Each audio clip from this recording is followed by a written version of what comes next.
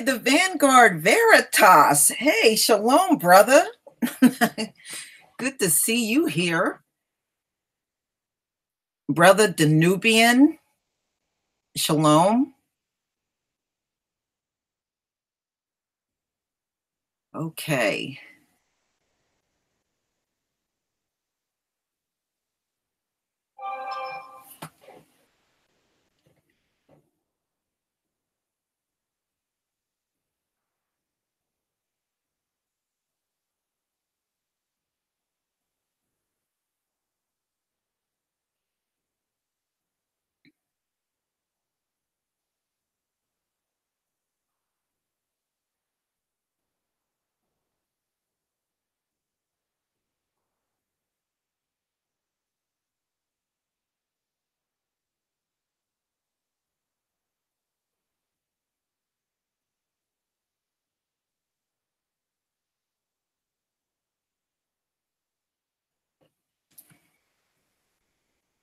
Shabbat shalom, Tom Kidd. Shabbat shalom to Brenda Hill.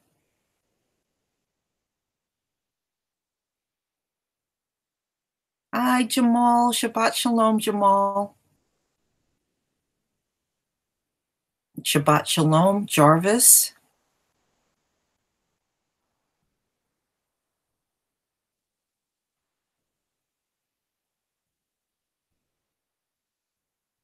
Shabbat shalom, Brandy. To everybody coming into the room, Shabbat shalom to you.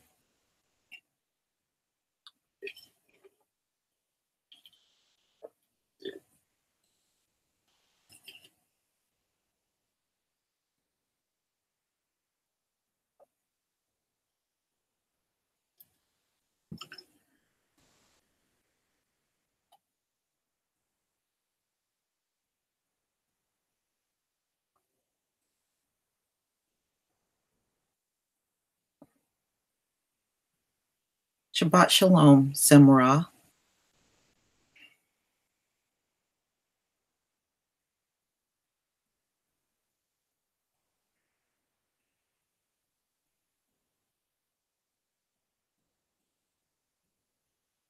Yeah, a little earlier today than last week, but it should be equally as enjoyable.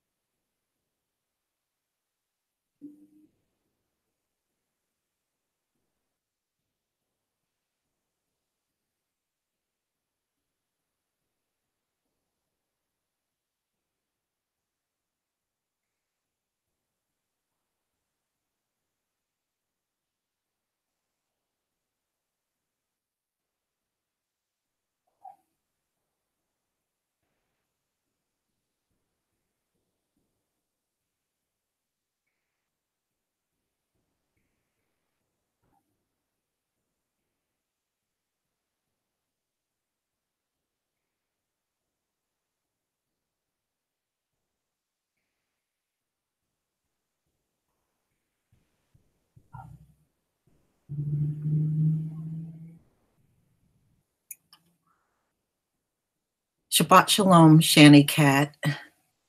Shabbat shalom to you, Dolly.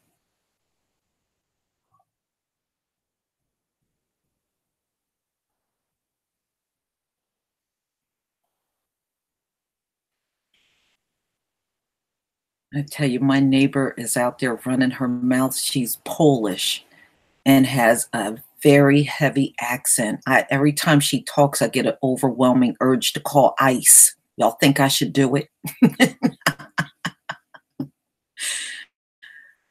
Oh, you can't assume these Europeans are legal. Many of them are illegal too, but see, they know no one's going to mess with them.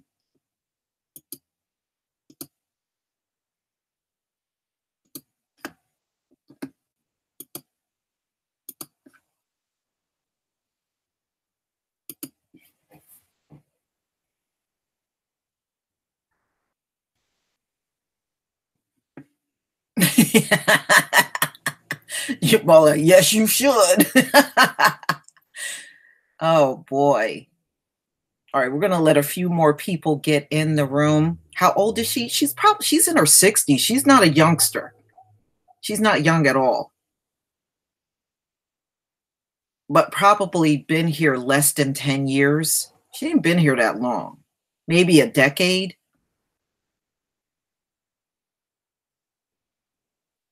And you can tell she's out of her mind, y'all.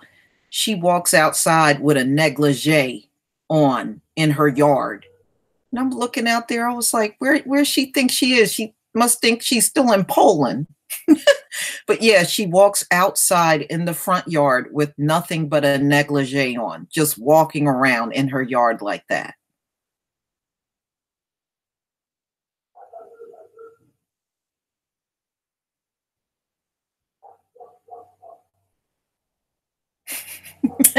Yeah. Oh man. All right now.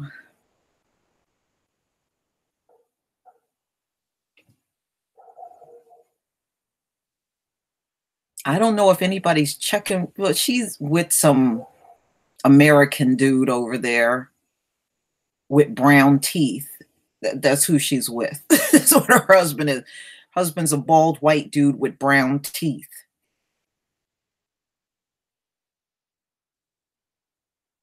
I don't know what Andrea Constand sound like. Oh man, she got an accent.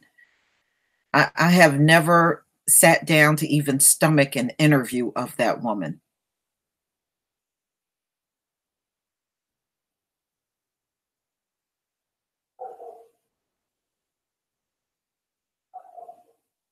Yeah, well, that's their dog. They have a bunch of dogs over there. I don't have a dog. I just got Loretta. That's it.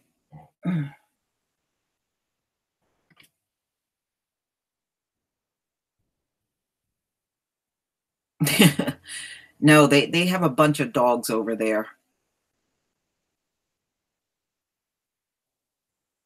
I have no dog. I have Loretta. She doesn't bark anywhere.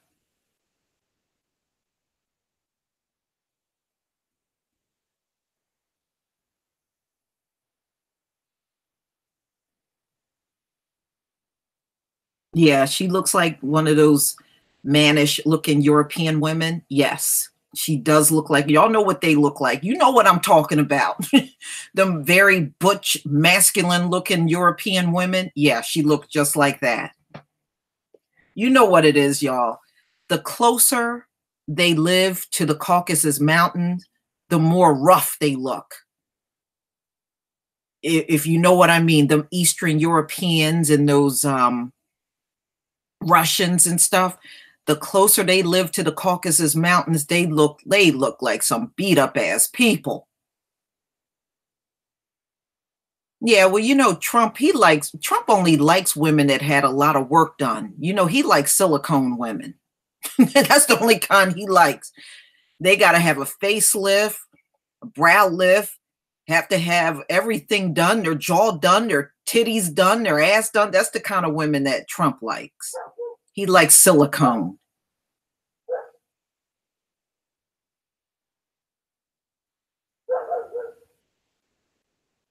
Andrea Constant, I had to, in some of her pictures, I had to look really hard. She looks just like a tall man. That's what she looks like, a slim, tall man to me. Yeah, she's not attractive at all.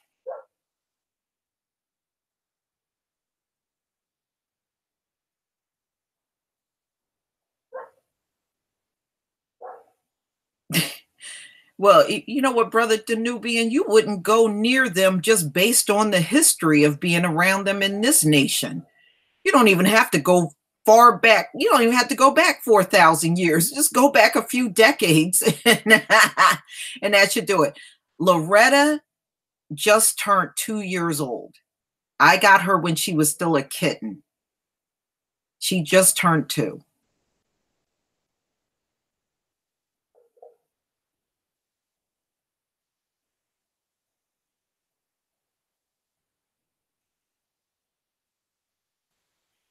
All right. Now, when we got into the book of Jasher last week, we got into a lot of the battles that the Hebrew brothers, the 12 tribes, were in. And you saw how the Most High was with them and protected them through battle. So no life was lost as far as the 12 tribes were concerned in Jacob. Now, it gets deep. My son is actually listening to this as well. And he came to me and we were talking about it pretty extensively. He was like, I'm listening to it. He said, it is really something else. I said, yes, this is why the elites use this book to learn about who we are, because the book is so detailed and got so much information, especially in regards to our relationship with the Most High.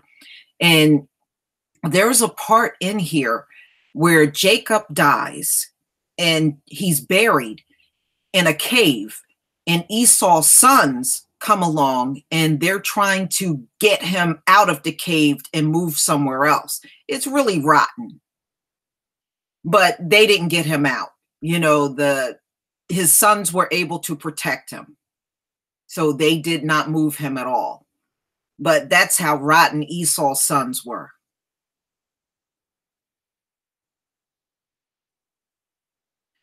So we're going to get into this. There's still more people coming in, which is perfectly fine. I'm going to go ahead and share my screen so that we can pick up from where we left off, which was chapter 41. And Shabbat Shalom to everybody entering the room.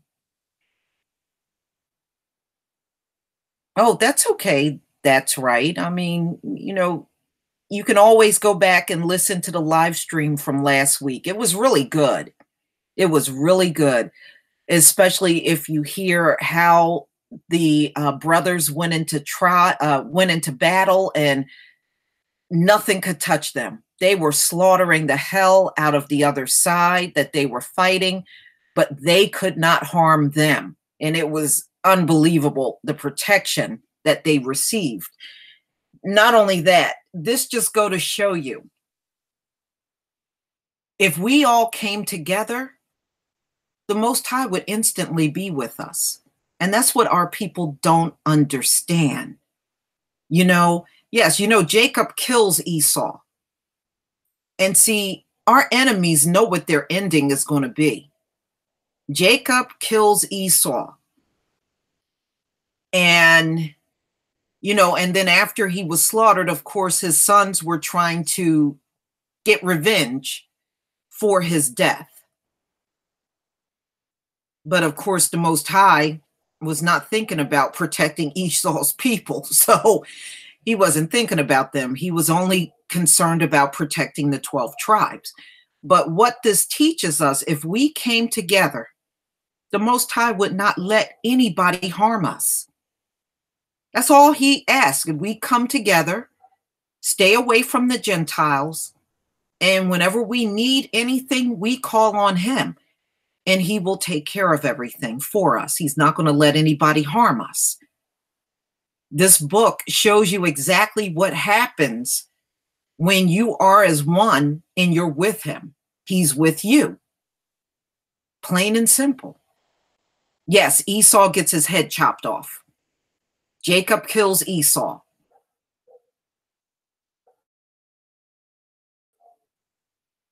That's very true. So we're going to go ahead and pick up from chapter 41. Any of you that did not see the live stream from last week, you can find it on my channel. You can just sit and watch it and get yourself caught up.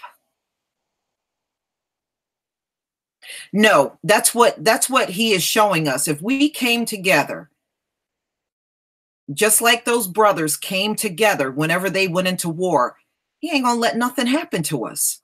But see, what happens is our people have gotten so conditioned to being around our enemies. The only thing that will come to their mind is, well, if I separate, what's gonna happen to my job? What's gonna happen with my money? I gotta do this and If you just unify with him, he would have your back. You wouldn't have to worry about any of those things. But they believe they cannot live without the enemy. And he's showing you not only will you live without them, you will prosper without them. But unfortunately, many of our people still are not willing to take the chance. They are petrified to do anything different in this system. If only we would just try something different, you would get a much different result from the enemy. Because you know what? If we came together and start calling on the Most High, if they even thought about coming at us the wrong way, they would be instantly dealt with. The Most High answered those brothers in battle right there on the spot. Whenever they called out his name, he answered them immediately and gave them the protection they needed. So it was immediate. It was no waiting, praying and then waiting, praying and then waiting. No, it was nothing like that. Everything happened so fast and so instant, it wasn't even funny. And the same thing would happen to us if we would just trust in him more and believed that he would be there for us. But the majority of our people are still scared. Of course, they're not going to admit they're scared, but they are. Their actions shows you they're scared. They're scared to part from this enemy. I mean, look, the 12 tribes had nothing to do with Esau and his family, and they were prospering. What does that tell you? The same thing would happen to us if we had no more dealings with them. But let's get started. Plus, I need to share my screen.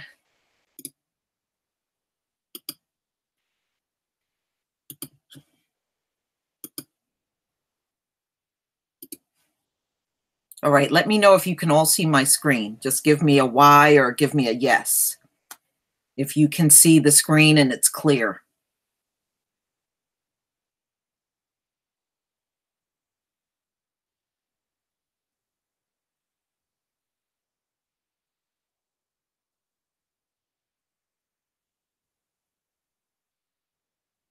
Thank you. All right. Now we can get started, y'all.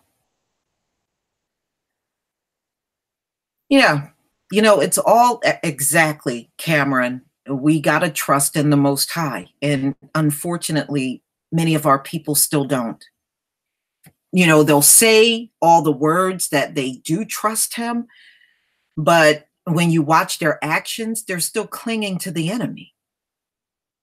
I mean, it's one of those things. Hi, Sister Winfield. Shabbat Shalom to you. It's one of those things where if you just do it, just do it. Don't think about it. Don't wonder what's going to happen. Just do it. Just do it. Those brothers got protected, the 12 tribes, because they trusted him 100%. And they got the protection they were looking for every single time. They couldn't be touched. All right, so let's go ahead and get started with chapter 41. Chapter 41.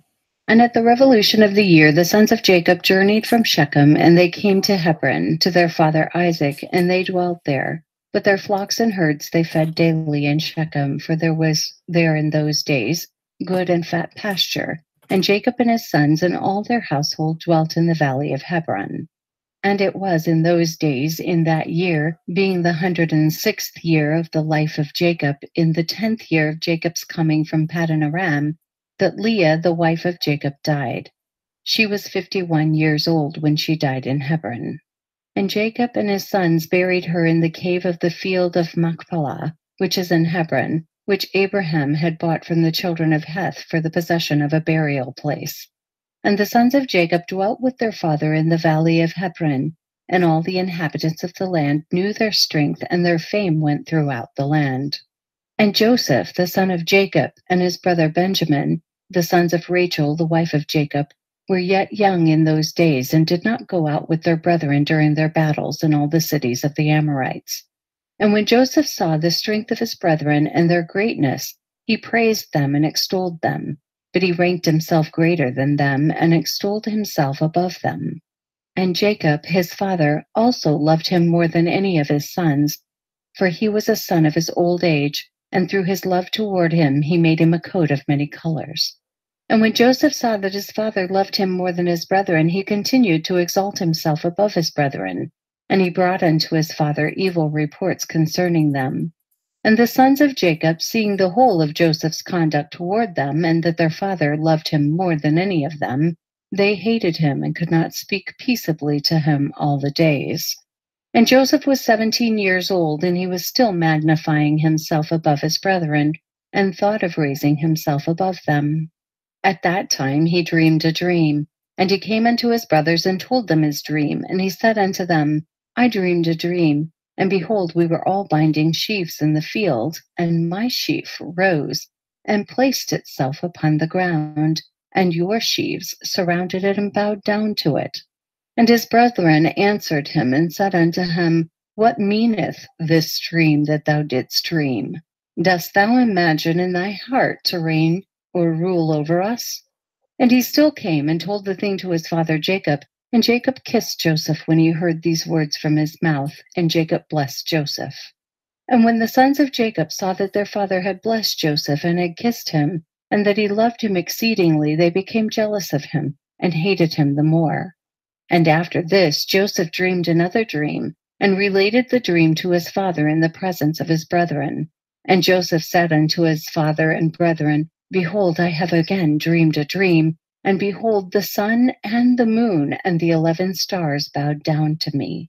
And his father heard the words of Joseph in his dream, and seeing that his brethren hated Joseph on account of this matter, Jacob therefore rebuked Joseph before his brethren on account of this thing, saying, What meaneth this dream which thou hast dreamed, and this magnifying thyself before thy brethren, who are older than thou art? Dost thou imagine in thy heart that I and thy mother and thy 11 brethren will come and bow down to thee, that thou speakest these things? And his brethren were jealous of him on account of his words and dreams, and they continued to hate him. And Jacob reserved the dreams in his heart. And the sons of Jacob went one day to feed their father's flock in Shechem, for they were still herdsmen in those days. And whilst the sons of Jacob were that day feeding in Shechem, they delayed, and the time of gathering in the cattle was past, and they had not arrived. And Jacob saw that his sons were delayed in Shechem, and Jacob said within himself, Peradventure the people of Shechem have risen up to fight against them, therefore they have delayed coming this day. And Jacob called Joseph his son, and commanded him, saying, Behold, thy brethren are feeding in Shechem this day, and behold, they have not yet come back. Go now, therefore, and see where they are, and bring me word back concerning the welfare of thy brethren and the welfare of the flock. And Jacob sent his son Joseph to the valley of Hebron, and Joseph came for his brothers to Shechem and could not find them. And Joseph went about the field which was near Shechem to see where his brothers had turned. And he missed his road in the wilderness, and knew not which way he should go. And an angel of the Lord found him wandering in the road toward the field. And Joseph said unto the angel of the Lord, I seek my brethren. Hast thou not heard where they are feeding? And the angel of the Lord said unto Joseph, I saw thy brethren feeding here, and I heard them say they would go to feed in Dothan. And Joseph hearkened to the voice of the angel of the Lord, and he went to his brethren in Dothan. And he then found them in Dothan feeding the flock. And Joseph advanced to his brethren, and before he had come nigh unto them, they had resolved to slay him. And Simeon said to his brethren, Behold, the man of dreams is coming unto us this day, and now therefore come and let us kill him, and cast him in one of the pits that are in the wilderness. And when his father shall seek him from us, we will say, An evil beast has devoured him. And Reuben heard the words of his brethren concerning Joseph, and he said unto them, You should not do this thing, for how can we look up to our father Jacob? Cast him into this pit to die there, but stretch not forth a hand upon him to spill his blood. And Reuben said this in order to deliver him from their hand, to bring him back to his father. And when Joseph came to his brethren, he sat before them, and they rose upon him, and seized him, and smote him to the earth, and stripped the coat of many colors which he had on. And they took him and cast him into a pit, and in the pit there was no water, but serpents and scorpions. And Joseph was afraid of the serpents and scorpions that were in the pit. And Joseph cried out with a loud voice, and the Lord hid the serpents and scorpions in the sides of the pit, and they did no harm unto Joseph. And Joseph called out from the pit to his brethren, and said unto them, What have I done unto you, and in what have I sinned? Why do you not fear the Lord concerning me? Am I not of your bones and flesh? And is not Jacob your father, my father? Why do you do this thing unto me this day? And how will you be able to look up to our father Jacob? And he continued to cry out and call unto his brethren from the pit. And he said, O Judah, Simeon, and Levi, my brethren, lift me up from this place of darkness in which you have placed me, and come this day to have compassion on me, ye children of the Lord, and sons of Jacob my father. And if I have sinned unto you, are you not the sons of Abraham, Isaac, and Jacob? If they saw an orphan, they had compassion over him, or one that was hungry, they gave him bread to eat, or one that was thirsty, they gave him water to drink, or one that was naked, they covered him with garments.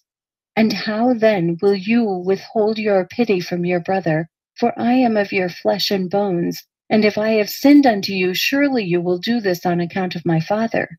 And Joseph spoke these words from the pit, and his brethren would not listen to him, nor incline ears to the words of Joseph. And Joseph was crying and weeping in the pit. And Joseph said, Oh, that my father knew this day the act which my brothers have done unto me, and the words which they have this day spoken unto me. And all his brethren heard his cries and weeping in the pit. And his brethren went and removed themselves from the pit, so that they might not hear the cries of Joseph and his weeping in the pit.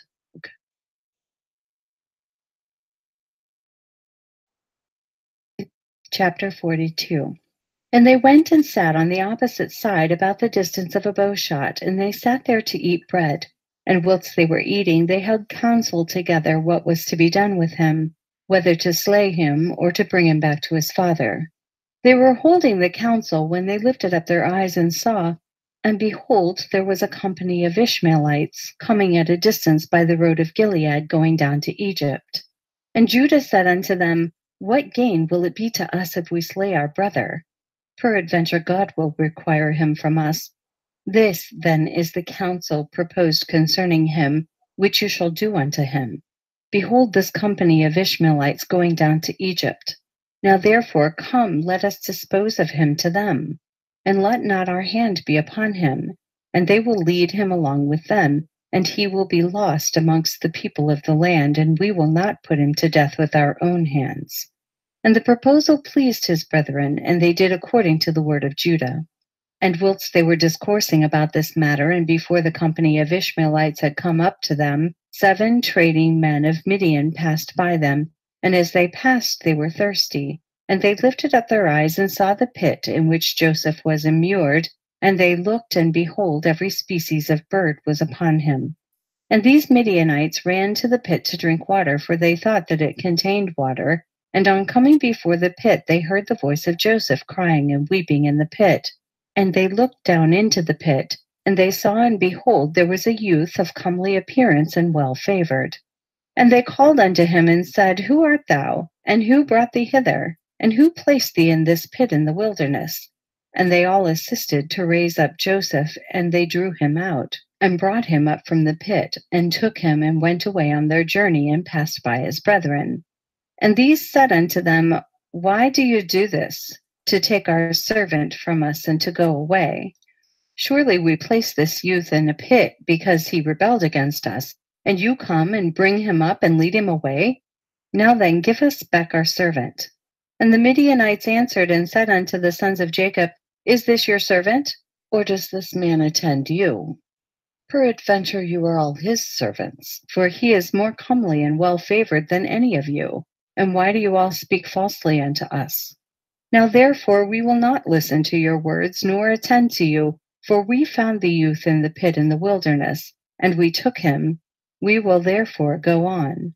And all the sons of Jacob approached them and rose up to them and said unto them, Give us back our servant. And why will you all die by the edge of the sword? And the Midianites cried out against them, and they drew their swords and approached to fight with the sons of Jacob. And behold, Simeon rose up from his seat against them, and sprang upon the ground, and drew his sword, and approached the Midianites. And he gave a terrible shout before them, so that his shouting was heard at a distance, and the earth shook at Simeon's shouting. And the Midianites were terrified on account of Simeon and the noise of his shouting, and they fell upon their faces and were excessively alarmed. And Simeon said unto them, Verily, I am Simeon, the son of Jacob the Hebrew, who have only with my brother destroyed the city of Shechem and the cities of the Amorites. So shall God moreover do unto me, that if all your brethren, the people of Midian, and also the kings of Canaan, were to come with you, they could not fight against me. Now therefore give us back the youth whom you have taken, lest I give your flesh to the birds of the skies and the beasts of the earth. And the Midianites were more afraid of Simeon, and they approached the sons of Jacob with terror and fright, and with pathetic words, saying, Surely you have said that the young man is your servant, and that he rebelled against you, and therefore you placed him in the pit. What then will you do with a servant who rebels against his master? Now therefore, sell him unto us, and we will give you all that you require for him. And the Lord was pleased to do this in order that the sons of Jacob should not slay their brother. And the Midianites saw that Joseph was of comely appearance and well favored, and they desired him in their hearts, and were urgent to purchase him from his brethren.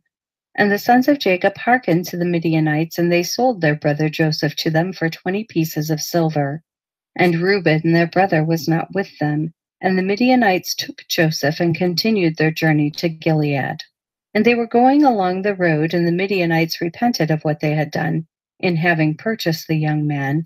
And one said to the other, What is this thing that we have done in taking the youth from the Hebrews, who is of comely appearance and well favored? Perhaps this youth is stolen from the land of the Hebrews, and why then have we done this thing? And if he should be sought for and found in our hands, we shall die through him. Now surely hardy and powerful men have sold him to us, the strength of one of whom you saw this day. Perhaps they stole him from his land with their might and with their powerful arm, and have therefore sold him to us for the small value which we gave unto them. And whilst they were thus discoursing together, they looked, and behold, the company of Ishmaelites, which was coming at first, and which the sons of Jacob saw, was advancing toward the Midianites. And the Midianites said to each other, Come, let us sell this youth to the company of Ishmaelites, who are coming toward us, and we will take for him the little that we gave for him, and we will be delivered from his evil. And they did so. And they reached the Ishmaelites, and the Midianites sold Joseph to the Ishmaelites for 20 pieces of silver, which they had given for him to his brethren. And the Midianites went on their road to Gilead, and the Ishmaelites took Joseph, and they let him ride upon one of the camels, and they were leading him to Egypt. And Joseph heard that the Ishmaelites were proceeding to Egypt, and Joseph lamented and wept at this thing, that he was to be so far removed from the land of Canaan, from his father. And he wept bitterly whilst he was riding upon the camel. And one of their men observed him, and made him go down from the camel and walk on foot. And notwithstanding this, Joseph continued to cry and weep. And he said, O my father, O my father. And one of the Ishmaelites rose up and smote Joseph upon the cheek, and he still continued to weep.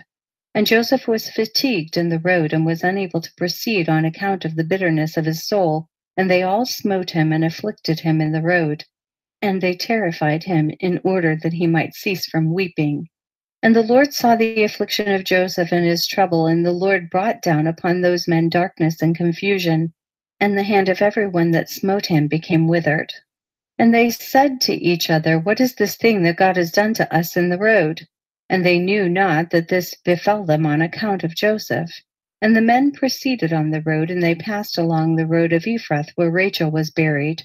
And Joseph reached his mother's grave, and Joseph hastened and ran to his mother's grave, and fell upon the grave and wept. And Joseph cried aloud upon his mother's grave, and he said, O my mother, my mother. O thou who didst give me birth, wake now, and rise and see thy son, how he has been sold for a slave, and no one to pity him. O rise and see thy son, weep with me on account of my troubles, and see the heart of my brethren. Arouse, my mother, arouse, awake from thy sleep for me, and direct thy battles against my brethren. Oh, how they have stripped me of my coat, and sold me already twice for a slave, and separated me from my father, and there is no one to pity me. Arouse and lay thy cause against them before God, and see whom God will justify in the judgment, and whom he will condemn. Rise, O my mother, rise, awake from thy sleep, and see my father, how his soul is with me this day, and comfort him and ease his heart. And Joseph continued to speak these words, and Joseph cried aloud and wept bitterly upon his mother's grave. And he ceased speaking, and from bitterness of heart he became still as a stone upon the grave. And Joseph heard a voice speaking to him from beneath the ground, which answered him with bitterness of heart, and with a voice of weeping and praying in these words, my son, Joseph, I have heard the voice of thy weeping, and the voice of thy lamentation. I have seen thy tears. I know thy troubles, my son, and it grieves me for thy sake, and abundant grief is added to my grief. Now therefore, my son Joseph, my son, hope to the Lord, and wait for him, and do not fear. For the Lord is with thee. He will deliver thee from all trouble. Rise, my son, go down unto Egypt with thy masters, and do not fear, for the Lord is with thee, my son. And she continued to speak like unto these words unto Joseph, and she was still. And Joseph heard this, and he wondered greatly at this, and he continued to weep. And after this, one of the Ishmaelites observed him crying and weeping upon the grave, and his anger was kindled against him, and he drove him from there, and he smote him and cursed him. And Joseph said unto the men, May I find grace in your sight to take me back to my father's house, and he will give you abundance of riches. And they answered him, saying, Art thou not a slave? And where is thy father? And if thou hadst a father, thou wouldst not already twice have been sold for a slave for so little value. And their anger was still roused against him, and they continued to smite him and to chastise him, and Joseph wept bitterly. And the Lord saw Joseph's affliction, and the Lord again smote these men and chastised them, and the Lord caused darkness to envelop them upon the earth. And the lightning flashed, and the thunder roared, and the earth shook at the voice of the thunder and of the mighty wind. And the men were terrified and knew not where they should go. And the beasts and camels stood still, and they led them, but they would not go. They smote them, and they crouched upon the ground. And the men said to each other, What is this that God has done to us? What are our transgressions, and what are our sins, that this thing has thus befallen us? And one of them answered and said unto them, Perhaps on account of the sin of afflicting this slave has this thing happened this day to us. Now therefore implore him strongly to forgive us, and then we shall know on whose account this evil befalleth us. And if God shall have compassion over us, then we shall know that all this cometh to us on account of the sin of afflicting this slave. And the men did so, and they supplicated Joseph and pressed him to forgive them. And they said, We have sinned to the Lord and to thee. Now therefore vouchsafe to request of thy God that he shall put away this death from amongst us, for we have sinned to him. And Joseph did according to their words, and the Lord hearkened to Joseph. And the Lord put away the plague which he had inflicted upon those men on account of Joseph. And the beasts rose up from the ground, and they conducted them, and they went on. And the raging storm abated, and the earth became tranquilized. And the men proceeded on their journey to go down to Egypt. And the men knew that this evil had befallen them on account of Joseph. And they said to each other, Behold, we know that it was on account of his affliction that this evil befell us. Now therefore, why shall we bring this death upon our souls? Let us hold counsel what to do to this slave. And one answered and said, Surely he told us to bring him back to his father. Now therefore, come, let us take him back, and we will go to the place that he will tell us, and take from his family the price that we gave for him, and we will then go away. And one answered again and said, Behold, this counsel is very good, but we cannot do so, for the way is very far from us. and we cannot go out of our road. And one more answered and said unto them, This is the counsel to be adopted. We will not swerve from it. Behold, we are this day going to Egypt, and when we shall have come to Egypt, we will sell him there at a high price, and we will be delivered from his evil.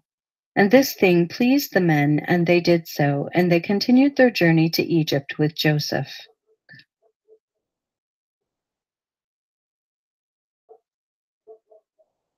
Chapter 43. And when the sons of Jacob had sold their brother Joseph to the Midianites, their hearts were smitten on account of him. And they repented of their acts, and they sought for him to bring him back, but could not find him. And Reuben returned to the pit in which Joseph had been put in order to lift him out and restore him to his father. And Reuben stood by the pit, and he heard not a word, and he called out, Joseph, Joseph! And no one answered nor uttered a word. And Reuben said, Joseph has died through fright, or some serpent has caused his death. And Reuben descended into the pit, and he searched for Joseph and could not find him in the pit, and he came out again. And Reuben tore his garments, and he said, The child is not there, and how shall I reconcile my father about him if he be dead? And he went to his brethren and found them grieving on account of Joseph, and counseling together how to reconcile their father about him. And Reuben said unto his brethren, I came to the pit, and behold, Joseph was not there. What then shall we say unto our father? For my father will only seek the lad from me. And his brethren answered him, saying, Thus and thus we did, and our hearts afterwards smote us on account of this act. And we now sit to seek a pretext how we shall reconcile our father to it. And Reuben said unto them, What is this you have done to bring down the gray hairs of our father in sorrow to the grave? The thing is not good that you have done. And Reuben sat with them, and they all rose up and swore to each other not to tell this thing unto Jacob. And they all said, The man who will tell this to our father or his household, or who will report this to any of the children of the land, we will all rise up against him and slay him with the sword. And the sons of Jacob feared each other in this matter, from the youngest to the oldest, and no one spoke a word, and they concealed the thing in their hearts. And they afterwards sat down to determine and invent something to say unto their father Jacob concerning all these things. And Issachar said unto them, Here is an advice for you, if it seem good in your eyes to do this thing. Take the coat which belongeth to Joseph, and tear it, and kill a kid of the goats, and dip it in its blood, and send it to our father. And when he seeth it, he will say, An evil beast has devoured him. Therefore tear ye his coat, and behold, his blood will be upon his coat. And by your doing this, we shall be free of our father's murmurings. And Issachar's advice pleased them, and they hearkened unto him, and they did according to the word of Issachar which he had counseled them. And they hastened, and took Joseph's coat, and tore it, and they killed a kid of the goats, and dipped the coat in the blood of the kid, and then trampled it in the dust. And they sent the coat to their father Jacob by the hand of Naphtali. And they commanded him to say these words, We had gathered in the cattle, and had come as far as the road to Shechem and farther, when we found this coat upon the road in the wilderness, dipped in blood and in dust. Now therefore know whether it be thy son's coat or not. And Naphtali went, and he came unto his father, and he gave him the coat, and he spake unto him all the words which his brethren had commanded him. And Jacob saw Joseph's coat, and he knew it, and he fell upon his face to the ground, and became as still as a stone. And he afterwards rose up and cried out with a loud and weeping voice, and he said, It is the coat of my son Joseph. And Jacob hastened and sent one of his servants to his sons, who went to them and found them coming along the road with the flock. And the sons of Jacob came to their father about evening, and behold, their garments were torn, and dust was upon their heads, and they found their father crying out and weeping with a loud voice. And Jacob said unto his sons, Tell me truly, what evil have you this day suddenly brought upon me? And they answered their father Jacob, saying, We were coming along this day after the flock had been gathered in, and we came as far as the city of Shechem by the road in the wilderness, and we found this coat filled with blood upon the ground. And we knew it, and we sent unto thee, if thou couldst know it. And Jacob heard the words of his sons, and he cried out with a loud voice, And he said, It is the coat of my son. An evil beast has devoured him. Joseph is rent in pieces, for I sent him this day to see whether it was well with you, and well with the flocks, and to bring me word again from you. And he went as I commanded him, and this has happened to him this day, whilst I thought my son was with you. And the sons of Jacob answered and said, He did not come to us, neither have we seen him from the time of our going out from thee until now. And when Jacob heard their words, he again cried out aloud, and he rose up and tore his garments, and he put sackcloth upon his loins, and he wept bitterly. And he mourned and lifted up his voice in weeping, and exclaimed and said these words, Joseph, my son, O my son Joseph, I sent thee this day after the welfare of thy brethren, and behold, thou hast been torn in pieces. Through my hand has this happened to my son. It grieves me for thee, Joseph, my son. It grieves me for thee. How sweet wast thou to me during life, and now how exceedingly bitter is thy death to me. Oh, that I had died in thy stead, Joseph, my son, for it grieves me sadly for thee, my son. O my son, Joseph, my son, where art thou, and where hast thou been drawn? Arouse, arouse from thy place, and come and see my grief for thee, O my son Joseph. Come now and number the tears gushing from my eyes down my cheeks, and bring them up before the Lord, that his anger may turn from me. O Joseph, my son, how didst thou fall? By the hand of one by whom no one had fallen from the beginning of the world unto this day. For thou hast been put to death by the smiting of an enemy, inflicted with cruelty, but surely I know that this has happened to thee on account of the multitude of my sins. Arouse now, and see how bitter is my trouble for thee, my son, although I did not rear thee, nor fashion thee, nor give thee breath and soul, but it was God who formed thee and built thy bones, and covered them with flesh, and breathed in thy nostrils the breath of life, and then he gave thee unto me. Now truly God who gave thee unto me, he has taken thee from me, and such then has befallen thee this day, and all the works of God are good. And Jacob continued to speak like unto these words concerning Joseph, and he wept bitterly. He fell to the ground and became still. And all the sons of Jacob, seeing their father's trouble, they repented of what they had done, and they also wept bitterly. And Judah rose up and lifted his father's head from the ground, and placed it upon his lap, and he wiped his father's tears from his cheeks. And Judah wept an exceeding great weeping, whilst his father's head was reclining upon his lap, still as a stone. And the sons of Jacob saw their father's trouble, and they lifted up their voices and continued to weep. And Jacob was yet lying upon the ground, still as a stone. And all his sons and his servants' children rose up and stood around him to comfort him. And he refused to be comforted.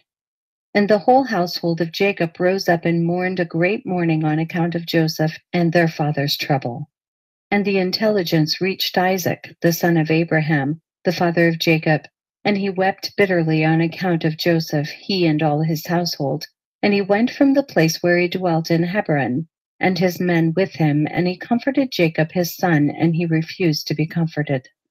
After this, Jacob rose up from the ground, and his tears were running down his cheeks. And he said unto his sons, Rise up, and take your swords and your bows, and go forth into the field, and seek whether you can find my son's body, and bring it unto me, that I may bury it. Seek also, I pray you, among the beasts, and hunt them, and that which shall come the first before you, seize and bring it unto me. Perhaps the Lord will this day pity my affliction, and prepare before you that which did tear my son in pieces. And bring it unto me, and I will avenge the cause of my son. And his sons did as their father had commanded them, and they rose up early in the morning, and each took his sword and his bow in his hand, and they went forth into the field to hunt the beasts. And Jacob was still crying aloud and weeping and walking to and fro in the house, and smiting his hands together, saying, Joseph, my son, Joseph, my son. And the sons of Jacob went into the wilderness to seize the beasts. And behold, a wolf came toward them, and they seized him and brought him unto their father. And they said unto him, This is the first we have found, and we have brought him unto thee. as thou didst command us, and thy son's body we could not find. And Jacob took the beast from the hands of his sons, and he cried out with a loud and weeping voice, holding the beast in his hand, and he spoke with a bitter heart unto the beast. Why didst thou devour my son Joseph, and how didst thou have no fear of the God of the earth, or of my trouble for my son Joseph? And thou didst devour my son for naught, because he committed no violence, and didst thereby render me culpable on his account. Therefore God will require him that is persecuted. And the Lord opened the mouth of the beast in order to comfort Jacob with its words. And it answered Jacob and spoke these words unto him. As God liveth, who created us in the earth, and as thy soul liveth, my Lord, I did not see thy son, neither did I tear him to pieces, but from a distant land I also came to seek my son who went from me this day. And I know not whether he be living or dead.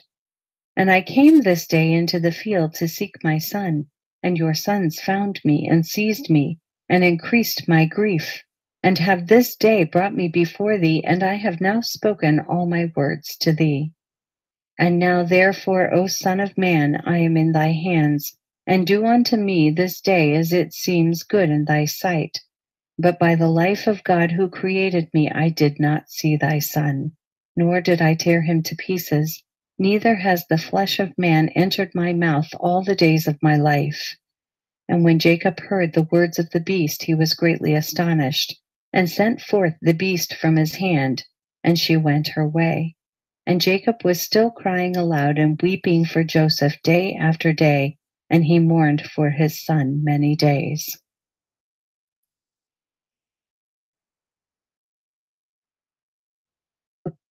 Chapter 44. And the sons of Ishmael, who had bought Joseph from the Midianites, who had bought him from his brethren, went to Egypt with Joseph, and they came upon the borders of Egypt. And when they came near unto Egypt, they met 4 men of the sons of Medan, the sons of Abraham, who had gone forth from the land of Egypt on their journey. And the Ishmaelites said unto them, Do you desire to purchase this slave from us? And they said, Deliver him over to us. And they delivered Joseph over to them, and they beheld him, that he was a very comely youth, and they purchased him for 20 shekels. And the Ishmaelites continued their journey to Egypt, and the Medanim also returned that day to Egypt. And the Medanim said to each other, Behold, we have heard that Potiphar, an officer of Pharaoh, captain of the guard, seeketh a good servant who shall stand before him to attend him, and to make him overseer over his house, and all belonging to him. Now therefore come, let us sell him to him for what he may desire, if he be able to give unto us that which we shall require for him. And these Midianim went and came to the house of Potiphar, and said unto him, We have heard that thou seekest a good servant to attend thee.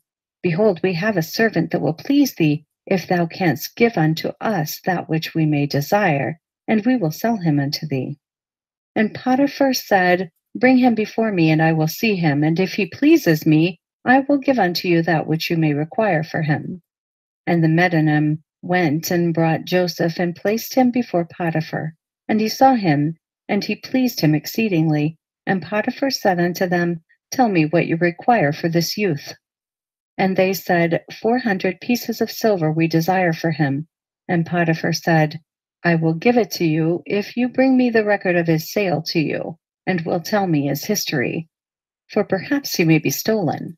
For this youth is neither a slave nor the son of a slave, but I observe in him the appearance of a goodly and handsome person. And the Medanim went and brought unto him the Ishmaelites who had sold him to them. And they told him, saying, He is a slave, and we sold him to them.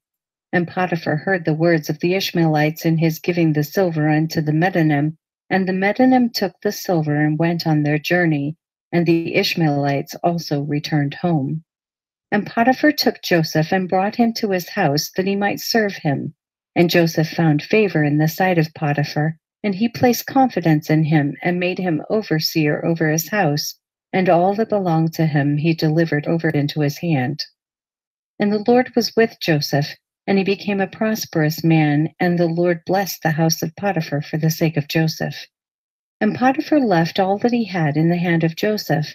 And Joseph was one that caused things to come in and go out, and everything was regulated by his wish in the house of Potiphar.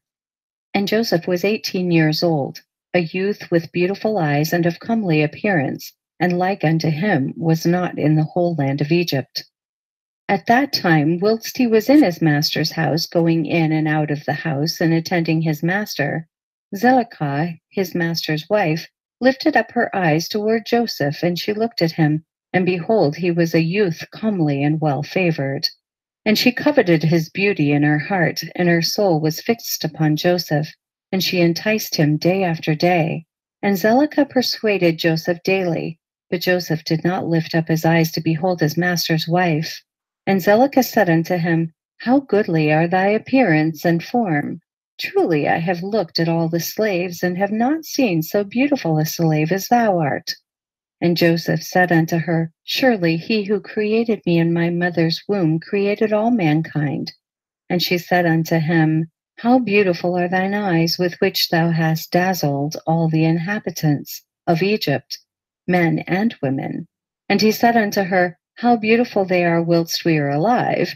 But shouldst thou behold them in the grave, surely thou wouldst move away from them. And she said unto him, How beautiful and pleasing are thy words! Take now, I pray thee, the harp which is in the house, and play with thy hands, and let us hear thy words. And he said unto her, How beautiful and pleasing are my words when I speak the praise of my God and his glory. And she said unto him, How very beautiful is the hair of thy head! Behold the golden comb which is in the house. Take it, I pray thee, and curl the hair of thy head. And he said unto her, How long wilt thou speak these words? Cease to utter these words to me, and rise and attend to thy domestic affairs. And she said unto him, There is no one in my house, and there is nothing to attend to but to thy words and to thy wish. Yet notwithstanding all this, she could not bring Joseph unto her, neither did he place his eye upon her, but directed his eyes below to the ground. And Zelicah desired Joseph in her heart that he should lie with her. And at the time that Joseph was sitting in the house doing his work, Zelicah came and sat before him, and she enticed him daily with her discourse to lie with her, or even to look at her, but Joseph would not hearken to her. And she said unto him, If thou wilt not do according to my words, I will chastise thee with the punishment of death, and put an iron yoke upon thee. And Joseph said unto her, Surely God who created man looseth the fetters of prisoners, and it is he who will deliver me from thy prison and from thy judgment. And when she could not prevail over him to persuade him, and her soul being still fixed upon him, her desire threw her into a grievous sickness. And all the women of Egypt came to visit her, and they said unto her, Why art thou in this declining state? Thou that lackest nothing. Surely thy husband is a great and esteemed prince in the sight of the king. Shouldst thou lack anything of what thy heart desireth? And Zelicah answered them, saying, This day it shall be made known to you, whence this disorder springs in which you see me. And she commanded her maidservants to prepare food for all the women, and she made a banquet for them, and all the women ate in the house of Zelicah. And she gave them knives to peel the citrons, to eat them, and she commanded that they should dress Joseph in costly garments, and that he should appear before them. And Joseph came before their eyes, and all the women looked on Joseph, and could not take their eyes from off him. And they all cut their hands with the knives that they had in their hands, and all the citrons that were in their hands were filled with blood. And they knew not what they had done, but they continued to look at the beauty of Joseph, and did not turn their eyelids from him. And Zelicah saw what they had done, and she said unto them, What is this work that you have done? Behold, I gave you citrons to eat, and you have all cut your hands. And all the women saw their hands, and behold, they were full of blood, and their blood flowed down upon their garments. And they said unto her, This slave in your house has overcome us, and we could not turn our eyelids from him on account of his beauty. And she said unto them, Surely this happened to you in the moment that you looked at him, and you could not contain yourselves from him. How then can I refrain when he is constantly in my house? And I see him day after day going in and out of my house. How then can I keep from declining or even from perishing on account of this? And they said unto her, The words are true, for who can see this beautiful form in the house and refrain from him? And is he not thy slave and attendant in thy house? And why dost thou not tell him that which is in thy heart, and sufferest thy soul to perish through this matter? And she said unto them, I am daily endeavoring to persuade him, and he will not consent to my wishes. And I promised him everything that is good, and yet I could meet with no return from him. I am therefore in a declining state, as you see. And Zelicah became very ill on account of her desire toward Joseph, and she was desperately lovesick on account of him. And all the people of the house of Zelicah and her husband knew nothing of this matter, that Zelicah was ill on account of her love to Joseph. And all the people of her house asked her, saying, Why art thou ill and declining, and lackest nothing? And she said unto them, I know not this thing which is daily increasing upon me. And all the women and her friends came daily to see her, and they spoke with her, and she said unto them, This can only be through the love of Joseph. And they said unto her, Entice him, and seize him secretly. Perhaps he may hearken to thee, and put off this death from thee. And Zelicah became worse from her love to Joseph, and she continued to decline till she had scarce strength to stand. And on a certain day Joseph was doing his master's work in the house, and Zelicah came secretly and fell suddenly upon him. And Joseph rose up against her, and he was more powerful than she, and he brought her down to the ground. And Zelicah wept on account of the desire of her heart toward him, and she supplicated him with weeping, and her tears flowed down her cheeks, and she spoke unto him in a voice of supplication and in bitterness of soul, saying, Hast thou ever heard, seen, or known of so beautiful a woman as I am? Or better than myself, who speak daily unto thee, fall into a decline through love for thee, confer all this honor upon thee, and still thou wilt not hearken to my voice? And if it be through fear of thy master, lest he punish thee, as the king liveth, no harm shall come to thee from thy master through this thing. Now therefore pray listen to me, and consent for the sake of the honor which I have conferred upon thee, and put off this death from me. And why should I die for thy sake? And she ceased to speak. And Joseph answered her, saying, Refrain from me, and leave this matter to my master. Behold, my master knoweth not what there is with me in the house, for all that belongeth to him he has delivered into my hand. And how shall I do these things in my master's house? For he hath also greatly honored me in this house, and he hath also made me overseer of his house, and he exalted me, and there is no one greater in this house than I am. And my master hath refrained nothing from me, excepting thee, who art his wife. How then canst thou speak these words unto me? And how can I do this great evil and sin to God and to thy husband? Now therefore refrain from me, and speak no more such words as these, for I will not hearken to thy words. But Zelicah would not hearken to Joseph when he spoke these words unto her, but she daily enticed him to listen to her. And it was after this that the brook of Egypt was filled above all its sides, and all the inhabitants of Egypt went forth, and also the king and princes went forth with timbrels and dances, for it was a great rejoicing in Egypt, and a holiday at the time of the inundation of the sea Sihor, and they went there to rejoice all the day. And when the Egyptians went out to the river to rejoice, as was their custom, all the people of the house of Potiphar went with them. But Zelicah would not go with them, for she said, I am indisposed.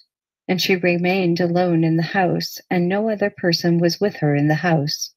And she rose up and ascended to her temple in the house, and dressed herself in princely garments, and she placed upon her head precious stones of onyx stones, inlaid with silver and gold, and she beautified her face and skin with all sorts of women's purifying liquids, and she perfumed the temple and the house with cassia and frankincense. And she spread myrrh and aloes, and she afterwards sat in the entrance of the temple, in the passage of the house through which Joseph passed to do his work. And behold, Joseph came from the field and entered the house to do his master's work. And he came to the place through which he had to pass, and he saw all the work of Zelicah, and he turned back. And Zelicah saw Joseph turning back from her, and she called out to him, saying, What aileth thee, Joseph? Come to thy work, and behold, I will make room for thee until thou shalt have passed to thy seat. And Joseph returned and came to the house, and passed from thence to the place of his seat, and he sat down to do his master's work as usual. And behold, Zelicah came to him and stood before him in princely garments, and the scent from her clothes was spread to a distance. And she hastened and caught hold of Joseph in his garments, and she said unto him, As the king liveth, if thou wilt not perform my request, thou shalt die this day. And she hastened and stretched forth her other hand, and drew a sword from beneath her garments, and she placed it upon Joseph's neck. And she said, Arise and perform my request, and if not, thou diest this day. And Joseph was afraid of her at her doing this thing, and he rose up to flee from her. And she seized the front of his garments. And in the terror of his flight, the garment which Zelicah seized was torn, and Joseph left the garment in the hand of Zelicah, and he fled and got out, for he was in fear. And when Zelicah saw that Joseph's garment was torn, and that he had left it in her hand and had fled, she was afraid of her life, lest the report should spread concerning her. And she rose up and acted with cunning, and put off the garments in which she was dressed, and she put on her other garments. And she took Joseph's garment, and she laid it beside her, and she went and seated herself in the place where she had sat in her illness, before the people of her house had gone out to the river. And she called a young lad who was then in the house, and she ordered him to call the people of the house to her. And when she saw them, she said unto them with a loud voice and lamentation, See what a Hebrew your master has brought to me in the house, for he came this day to lie with me. For when you had gone out, he came to the house, and seeing that there was no person in the house, he came unto me and caught hold of me, with intent to lie with me. And I seized his garments and tore them and called out against him with a loud voice. And when I had lifted up my voice, he was afraid of his life, and left his garment before me and fled. And the people of her house spoke nothing, but their wrath was very much kindled against Joseph. And they went to his master and told him the words of his wife. And Potiphar came home enraged, and his wife cried out to him, saying, What is this thing that thou hast done unto me in bringing a Hebrew servant into my house? For he came unto me this day to sport with me. Thus did he do unto me this day. And Potiphar heard the words of his wife, and he ordered Joseph to be punished with severe stripes, and they did so to him. And whilst they were smiting him, Joseph called out with a loud voice, and he lifted up his eyes to heaven, and he said, O Lord God, thou knowest that I am innocent of all these things, and why shall I die this day through falsehood, by the hand of these uncircumcised wicked men, whom thou knowest? And whilst Potiphar's men were beating Joseph, he continued to cry out and weep. And there was a child there, 11 months old, and the Lord opened the mouth of the child, and he spake these words before Potiphar's men who were smiting Joseph, saying, What do you want of this man? And why do you do this evil unto him? My mother speaketh falsely and uttereth lies. Thus was the transaction. And the child told them accurately all that had happened, and all the words of Zelicah to Joseph day after day did he declare unto them. And all the men heard the words of the child, and they wondered greatly at the child's words. And the child ceased to speak and became still. And Potiphar was very much ashamed at the words of his son, and he commanded his men not to beat Joseph any more. And the men ceased beating Joseph. And Potiphar took Joseph and ordered him to be brought to justice before the priests who were judges belonging to the king, in order to judge him concerning this affair. And Potiphar and Joseph came before the priests who were the king's judges, and he said unto them, Decide, I pray you, what judgment is due to a servant, for thus has he done. And the priests said unto Joseph, Why didst thou do this thing to thy master? And Joseph answered them, saying, Not so, my lords. Thus was the matter. And Potiphar said unto Joseph, Surely I entrusted in thy hands all that belonged to me, and I withheld nothing from me but my wife. And how couldst thou do this evil? And Joseph answered, saying, Not so, my lord. As the Lord liveth, and as thy soul liveth, my lord, the word which thou didst hear from thy wife is untrue, for thus was the affair this day. A year has elapsed to me since I have been in thy house. Hast thou seen any iniquity in me, or anything which might cause thee to demand my life? And the priest said unto Potiphar, Send, we pray thee, and let them bring before us Joseph's torn garment, and let us see the tear in it. And if it shall be that the tear is in the front of the garment, then his face must have been opposite to her, and she must have caught hold of him to come to her. And with deceit did thy wife do all that she has spoken. And they brought Joseph's garment before the priests who were judges, and they saw, and behold, the tear was in the front of Joseph. And all the judging priests knew that she had pressed him. And they said, the judgment of death is not due to this slave, for he has done nothing. But his judgment is that he be placed in the prison house on account of the report, which through him has gone forth against thy wife. And Potiphar heard their words, and he placed him in the prison house, the place where the king's prisoners are confined, and Joseph was in the house of confinement 12 years. And notwithstanding this, his master's wife did not turn from him, and she did not cease from speaking to him day after day to hearken to her. And at the end of 3 months, Zelicah continued going to Joseph to the house of confinement day by day, and she enticed him to hearken to her. And Zelicah said unto Joseph, how long wilt thou remain in this house? But hearken now to my voice, and I will bring thee out of this house. And Joseph answered her, saying, it is better for me to remain in this house than to hearken to thy words, to sin against God. And she said unto him, if thou wilt not perform my wish, I will pluck out thine eyes, add fetters to thy feet, and will deliver thee into the hands of them whom thou didst not know before. And Joseph answered her and said, behold, the God of the whole earth is able to deliver me from all that thou canst do unto me. For he opened the eyes of the blind, and looseth those that are bound, and preserveth all strangers who are unacquainted with the land. And when Zelicah was unable to persuade Joseph to hearken to her, she left off going to entice him. And Joseph was still confined in the house of confinement. And Jacob, the father of Joseph, and all his brethren who were in the land of Canaan still mourned and wept in those days on account of Joseph. For Jacob refused to be comforted for his son Joseph, and Jacob cried aloud and wept and mourned all those days.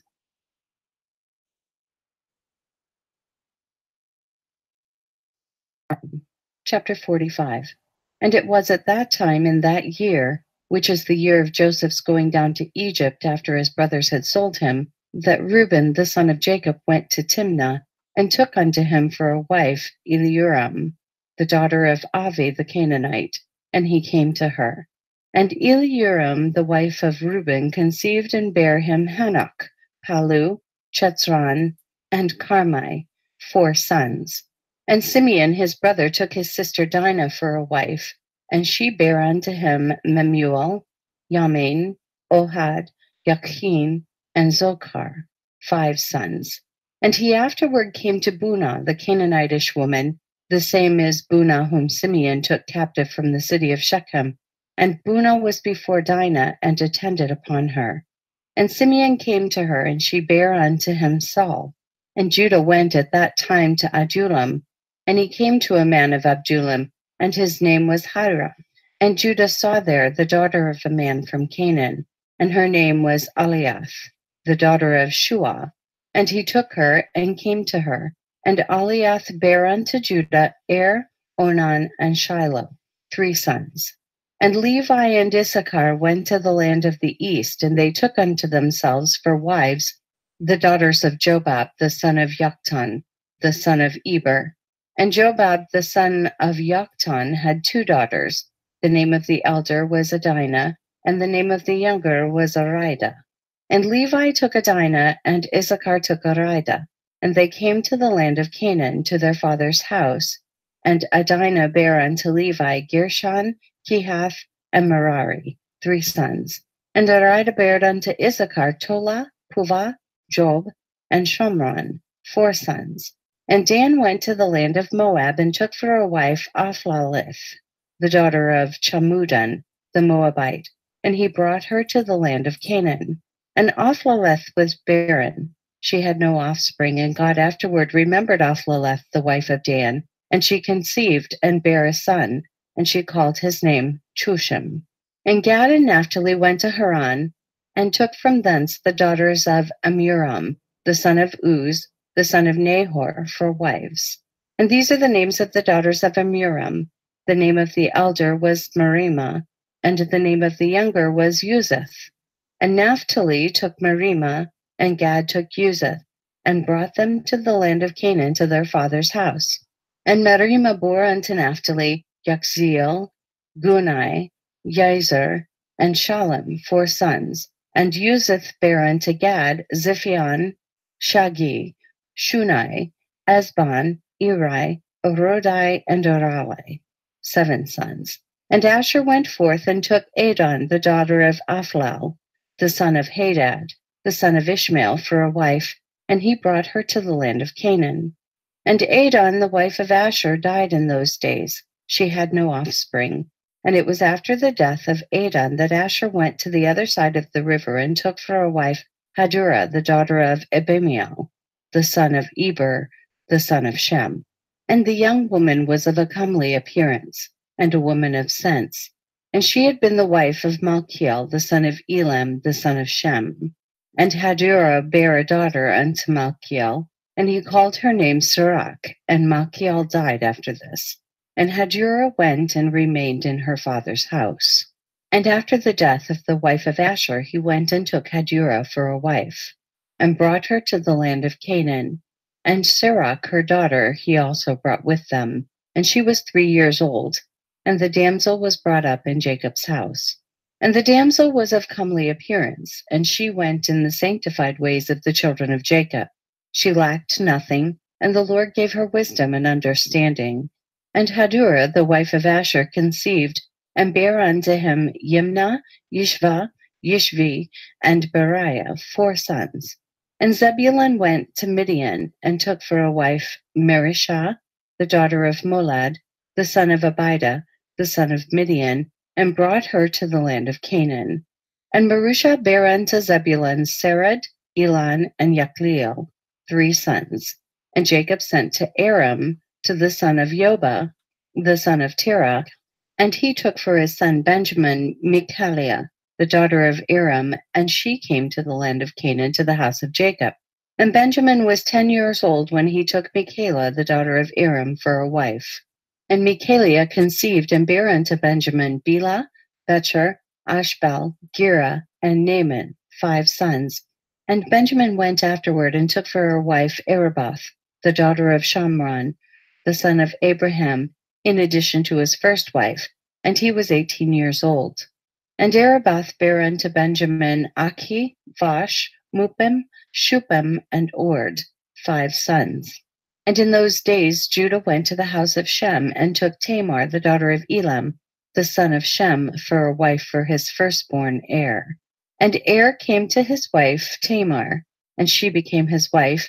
And when he came to her, he outwardly destroyed his seed, and his work was evil in the sight of the Lord, and the Lord slew him. And it was after the death of Er, Judah's firstborn, that Judah said unto Onan, Go to thy brother's wife and marry her as the next of kin, and raise up seed to thy brother. And Onan took Tamar for a wife, and he came to her, and Onan also did like unto the work of his brother. And his work was evil in the sight of the Lord, and he slew him also. And when Onan died, Judah said unto Tamar, Remain in thy father's house until my son Shiloh shall have grown up. And Judah did no more delight in Tamar to give her unto Shiloh, for he said, Peradventure he will also die like his brothers. And Tamar rose up and went and remained in her father's house, and Tamar was in her father's house for some time. And at the revolution of the year, Eliath, the wife of Judah, died, and Judah was comforted for his wife. And after the death of Eliath, Judah went up with his friend Hira to Timnah to shear their sheep. And Tamar heard that Judah had gone up to Timnah to shear the sheep, and that Shiloh was grown up, and Judah did not delight in her. And Tamar rose up and put off the garments of her widowhood, and she put a veil upon her, and she entirely covered herself. And she went and sat in the public thoroughfare, which is upon the road to Timnah. And Judah passed and saw her, and took her, and he came to her, and she conceived by him, and at the time of being delivered, behold, there were twins in her womb. And he called the name of the first Perez, and the name of the second Zerah.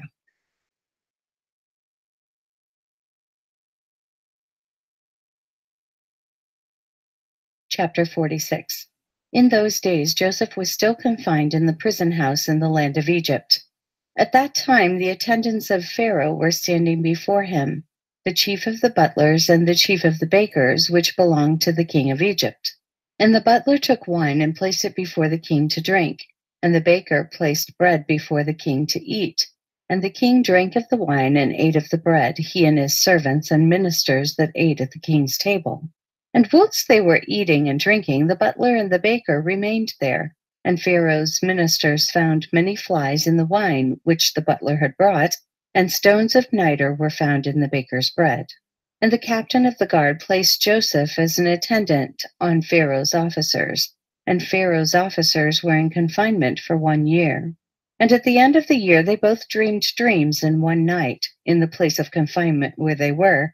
And in the morning Joseph came to them to attend upon them as usual. And he saw them, and behold, their countenances were dejected and sad.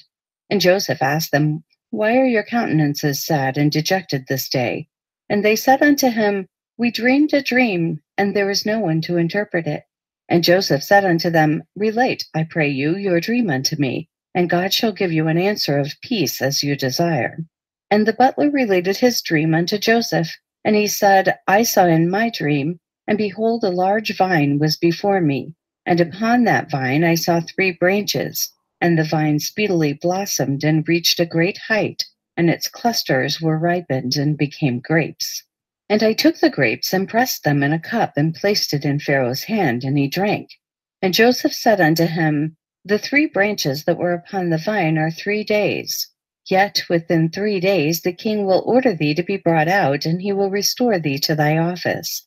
And thou shalt give the king his wine to drink, as at first when thou wast his butler. But let me find favor in thy sight, that thou shalt remember me to Pharaoh when it will be well with thee, and do kindness unto me, and get me brought forth from this prison. For I was stolen away from the land of Canaan, and was sold for a slave in this place. And also that which was told thee concerning my master's wife is false, for they placed me in this dungeon for naught. And the butler answered Joseph, saying, If the king deal well with me as at first, as thou hast interpreted to me, I will do all that thou desirest, and get thee brought out of this dungeon. And the baker, seeing that Joseph had accurately interpreted the butler's dream, also approached and related the whole of his dream to Joseph. And he said unto him, In my dream I saw, and behold, 3 white baskets upon my head.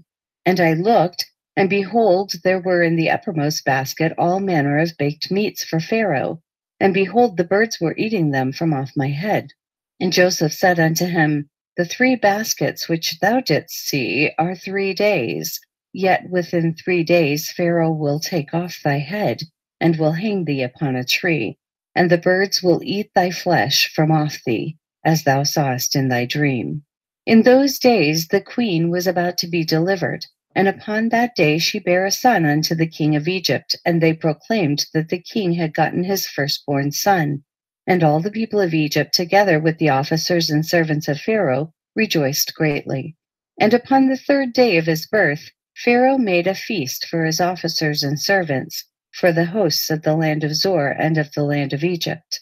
And all the people of Egypt and the servants of Pharaoh came to eat and drink with the king at the feast of his son, and to rejoice at the king's rejoicing. And all the officers of the king and his servants were rejoicing at that time for 8 days at the feast, and they made merry with all sorts of musical instruments, with timbrels and with dances in the king's house for 8 days. And the butler to whom Joseph had interpreted his dream forgot Joseph, and he did not mention him to the king as he had promised. For this thing was from the Lord in order to punish Joseph, because he had trusted in man. And Joseph remained after this in the prison house 2 years, until he had completed 12 years.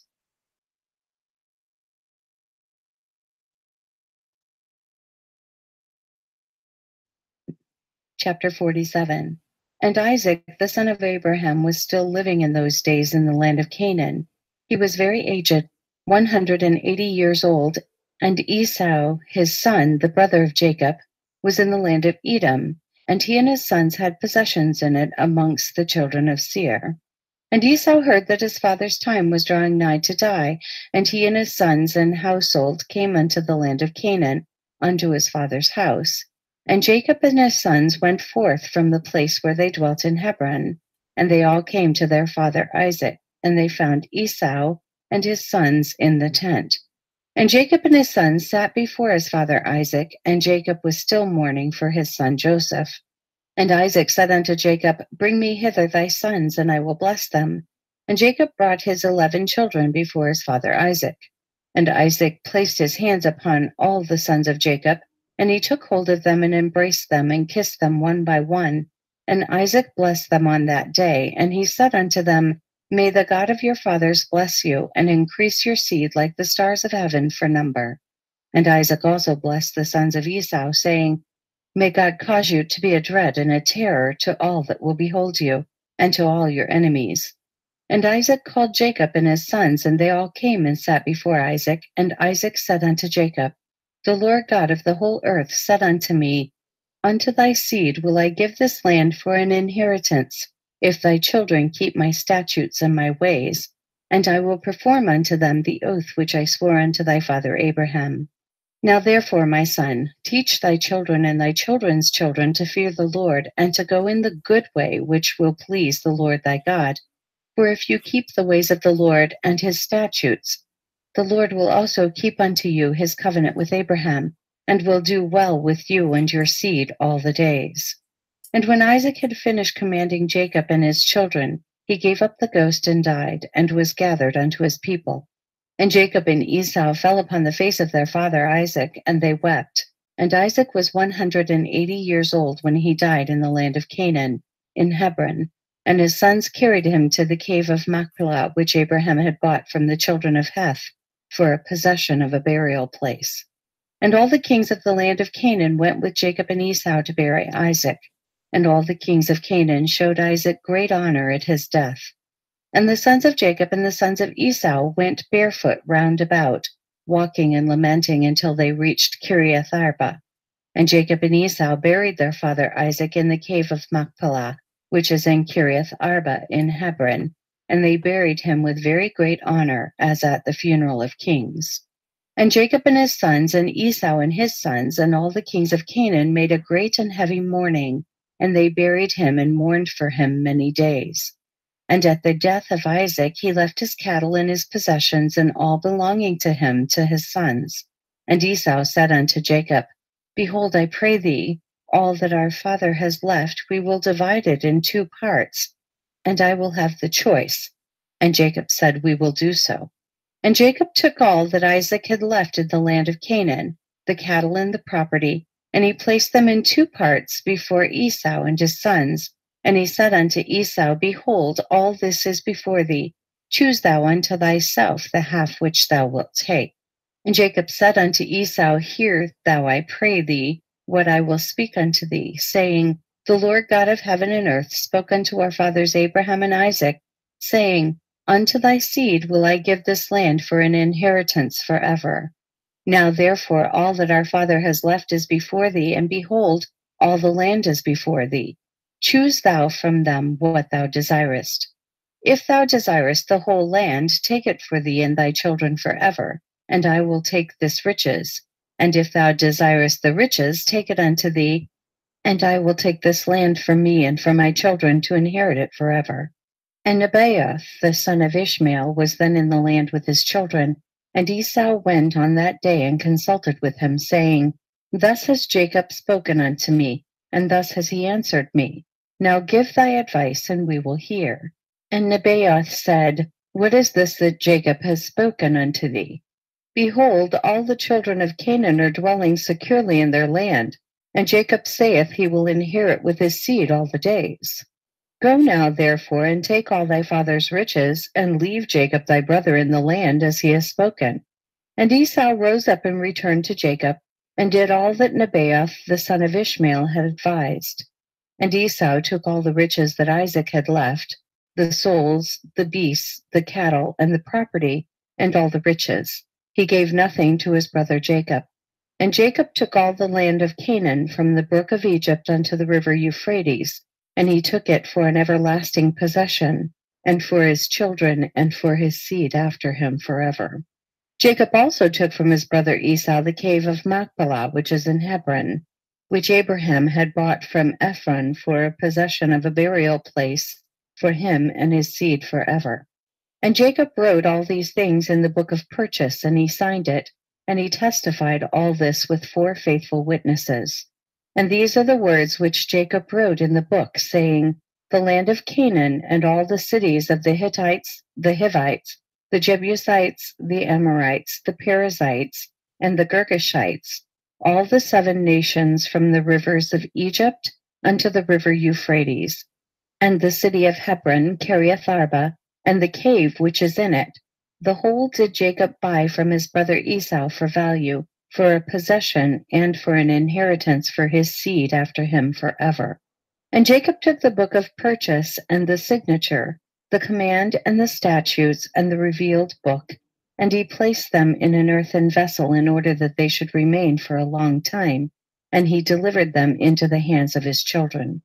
Esau took all that his father had left him after his death from his brother Jacob, and he took all the property from man and beast, camel and ass, ox and lamb, silver and gold, stones and bdellium, and all the riches which had belonged to Isaac the son of Abraham.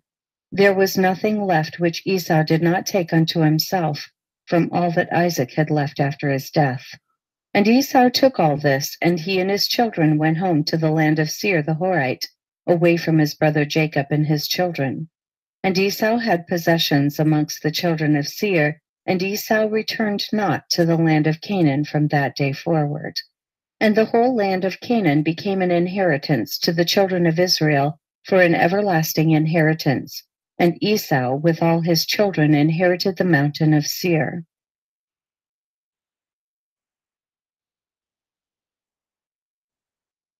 Chapter 48. In those days after the death of Isaac, the Lord commanded and caused a famine upon the whole earth. At that time Pharaoh, the king of Egypt, was sitting upon his throne in the land of Egypt, and lay in his bed and dreamed dreams. And Pharaoh saw in his dream that he was standing by the side of the river of Egypt. And whilst he was standing, he saw, and behold, 7 fat-fleshed and well-favored kine came up out of the river, and 7 other kine, lean-fleshed and ill-favored, came up after them. And the 7 ill-favored ones swallowed up the well-favored ones, and still their appearance was ill as at first. And he awoke, and he slept again, and he dreamed a second time.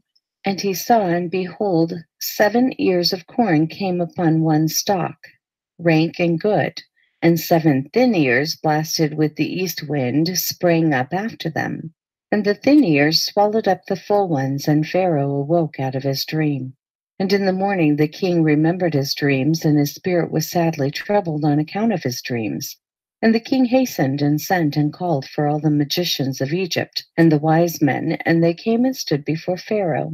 And the king said unto them, I have dreamed dreams, and there is none to interpret them. And they said unto the king, Relate thy dreams to thy servants, and let us hear them. And the king related his dreams to them, and they all answered and said with one voice to the king, May the king live forever. And this is the interpretation of thy dreams. The 7 good kine which thou didst see denote 7 daughters that will be born unto thee in the latter days. And the 7 kine which thou sawest come up after them, and swallowed them up, are for a sign that the daughters which will be born unto thee will all die in the lifetime of the king. And that which thou didst see in the second dream, of 7 full and good ears of corn coming up upon one stalk, this is their interpretation, that thou wilt build unto thyself in the latter days 7 cities throughout the land of Egypt. And that which thou sawest of the 7 blasted ears of corn springing up after them, and swallowing them up, whilst thou didst behold them with thine eyes, is for a sign that the cities which thou wilt build will all be destroyed in the latter days, in the lifetime of the king.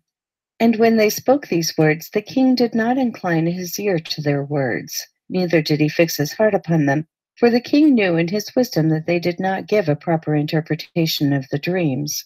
And when they had finished speaking before the king answered them, saying, What is this thing that you have spoken unto me? Surely you have uttered falsehood and spoken lies. Therefore now, Give the proper interpretation of my dreams, that you may not die. And the king commanded after this, and he sent and called again for other wise men. And they came and stood before the king. And the king related his dreams to them, and they all answered him according to the first interpretation. And the king's anger was kindled, and he was very wroth. And the king said to them, Surely you speak lies and utter falsehood in what you have said. And the king commanded that a proclamation should be issued throughout the land of Egypt, saying, It is resolved by the king and his great men that any wise man who knoweth and understandeth the interpretation of dreams, and will not come this day before the king, he shall die. And the man that will declare unto the king the proper interpretation of his dreams, there shall be given unto him all that he will require from the king. And all the wise men of the land of Egypt came before the king, together with all the magicians and sorcerers that were in Egypt, and in Goshen, in Ramses, in Tachpanches, in Zor, and in all the places on the borders of Egypt, and they all stood before the king. And all the nobles and the princes and the attendants belonging to the king came together from all the cities of Egypt, and they all sat before the king, and the king related his dreams before the wise men. And the princes and all that sat before the king were astonished at the vision. And all the wise men who were before the king were greatly divided in their interpretation of his dreams. Some of them interpreted them to the king, saying, The 7 good kine are 7 kings who from the king's issue will be raised over Egypt. And the 7 bad kine are 7 princes who will stand up against them in the latter days and destroy them. And the 7 ears of corn are the 7 great princes belonging to Egypt, who will fall in the hands of the 7 less powerful princes of their enemies, in the wars of our Lord the King. And some of them interpreted to the king in this manner, saying, The 7 good kine are the strong cities of Egypt, and the 7 bad kine are the 7 nations of the land of Canaan, who will come against the 7 cities of Egypt in the latter days and destroy them. And that which thou sawest in the second dream, the 7 good and bad ears of corn, is a sign that the government of Egypt will again return to thy seed as at first. And in his reign, the people of the cities of Egypt will turn against the 7 cities of Canaan, who are stronger than they are, and will destroy them, and the government of Egypt will return to thy seed. And some of them said unto the king, This is the interpretation of thy dreams. The 7 good kine are 7 queens, whom thou wilt take for wives in the latter days. And the 7 bad kine denote that those women will all die in the lifetime of the king. And the 7 good and bad ears of corn which thou didst see in the second dream are 14 children. And it will be in the latter days that they will stand up and fight amongst themselves, and 7 of them will smite the 7 that are more powerful. And some of them said these words unto the king, saying, The 7 good kine denote that 7 children will be born to thee, and they will slay 7 of thy children's children in the latter days. And the 7 good ears of corn which thou didst see in the second dream are those princes against whom 7 other less powerful princes will fight, and destroy them in the latter days, and avenge thy children's cause, and the government will again return to thy seed. And the king heard all the words of the wise men of Egypt and their interpretation of his dreams, and none of them pleased the king. And the king knew in his wisdom that they did not altogether speak correctly in all these words. For this was from the Lord to frustrate the words of the wise men of Egypt, in order that Joseph might go forth from the house of confinement, and in order that he should become great in Egypt. And the king saw that none amongst all the wise men and magicians of Egypt spoke correctly to him, and the king's wrath was kindled, and his anger burned within him.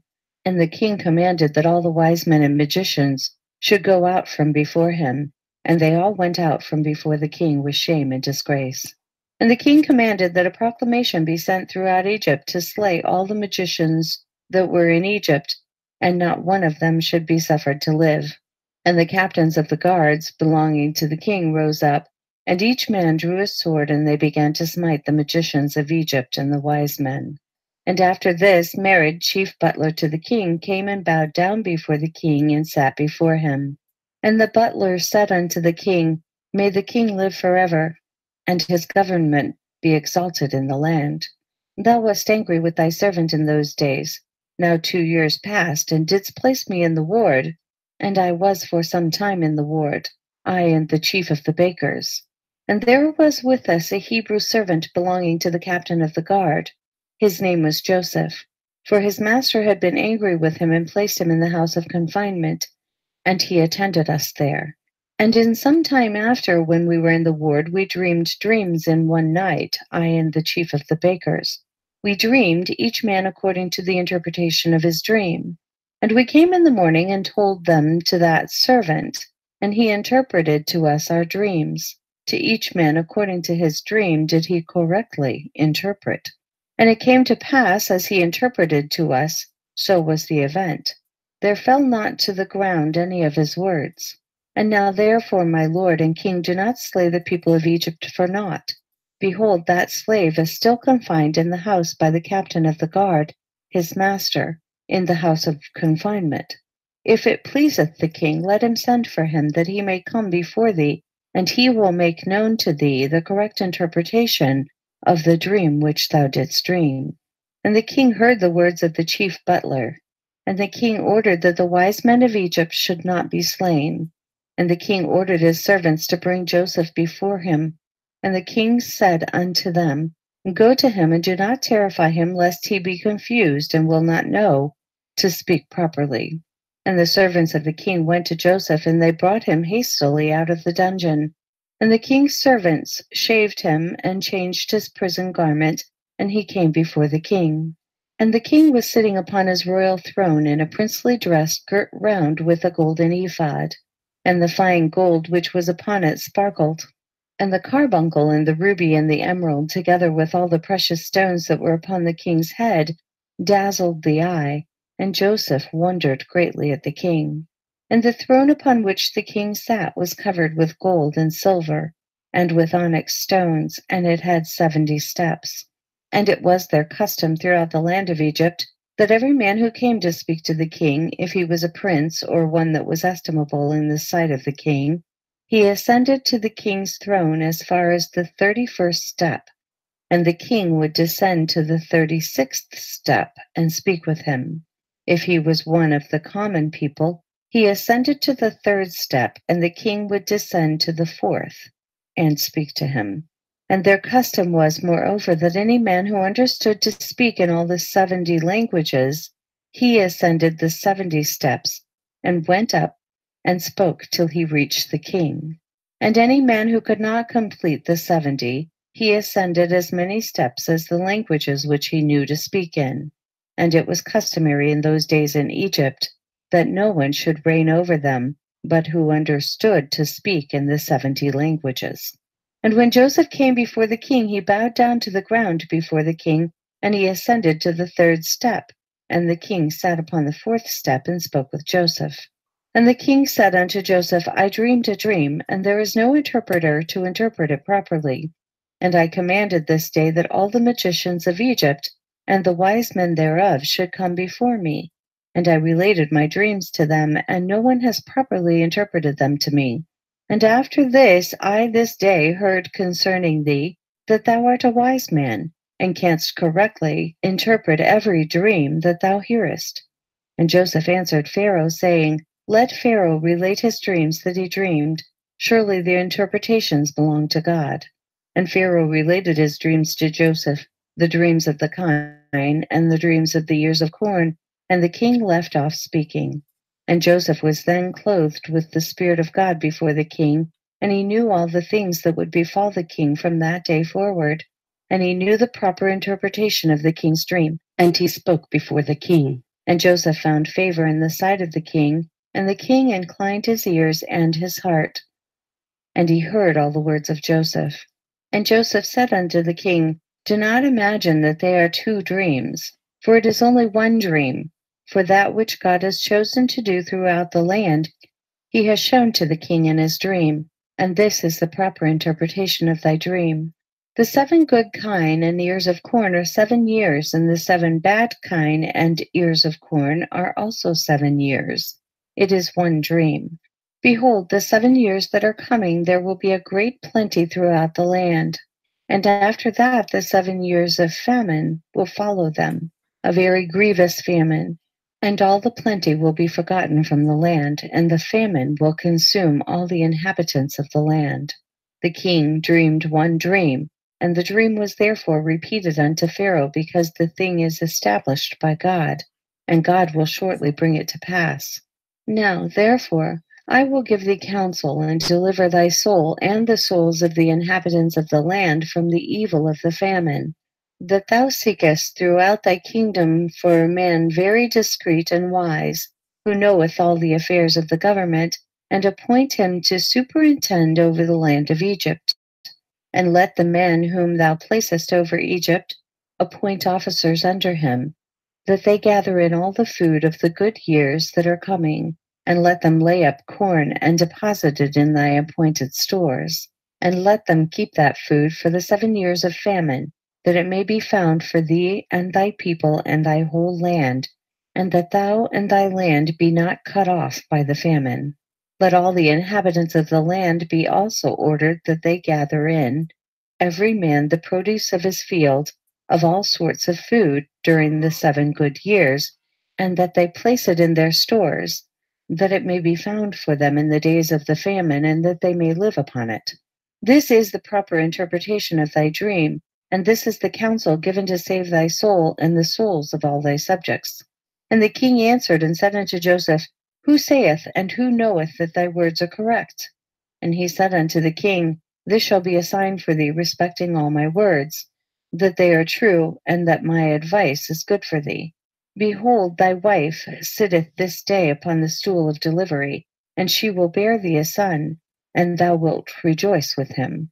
When thy child shall have gone forth from his mother's womb, thy firstborn son that has been born these 2 years back shall die, and thou wilt be comforted in the child that will be born unto thee this day. And Joseph finished speaking these words to the king, and he bowed down to the king, and he went out.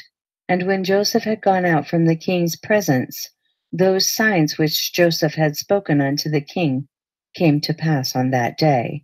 And the queen bare a son on that day, and the king heard the glad tidings about his son, and he rejoiced. And when the reporter had gone forth from the king's presence, the king's servant found the firstborn son of the king fallen dead upon the ground. And there was a great lamentation and noise in the king's house, and the king heard it. And he said, What is the noise and lamentation that I have heard in the house? And they told the king that his firstborn son had died. Then the king knew that all Joseph's words that he had spoken were correct, and the king was consoled for his son by the child that was born to him on that day, as Joseph had spoken.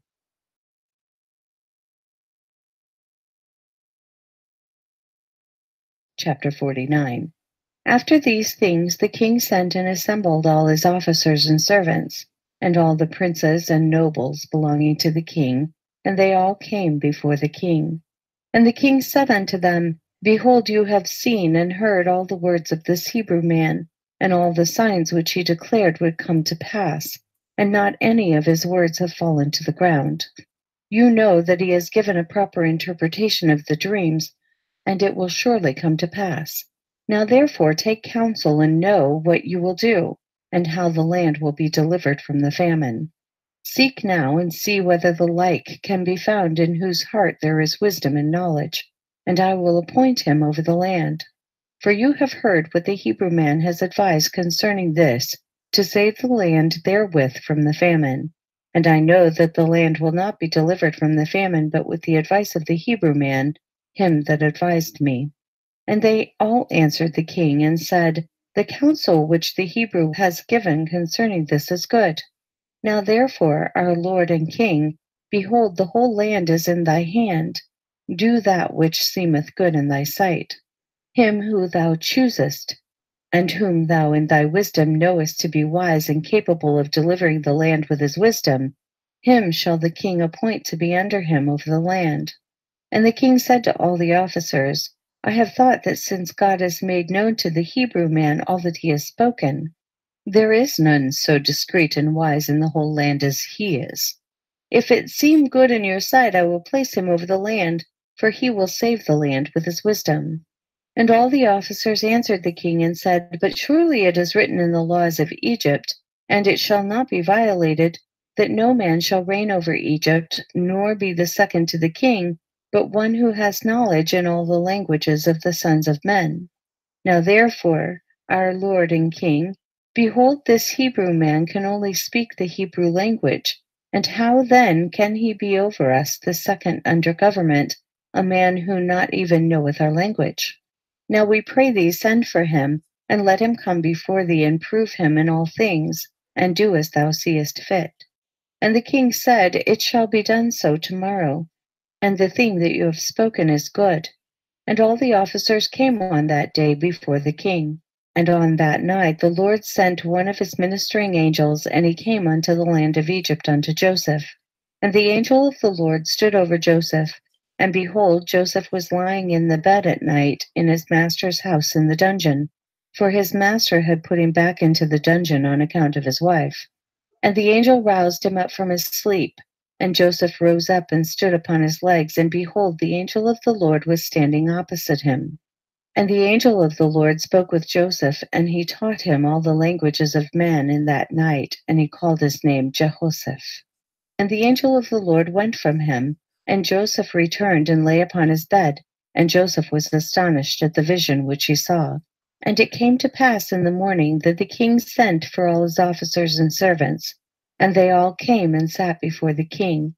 And the king ordered Joseph to be brought. And the king's servants went and brought Joseph before Pharaoh.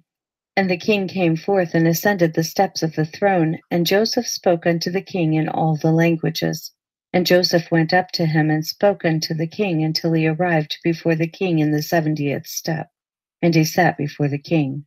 And the king greatly rejoiced on account of Joseph, and all the king's officers rejoiced greatly with the king when they heard all the words of Joseph.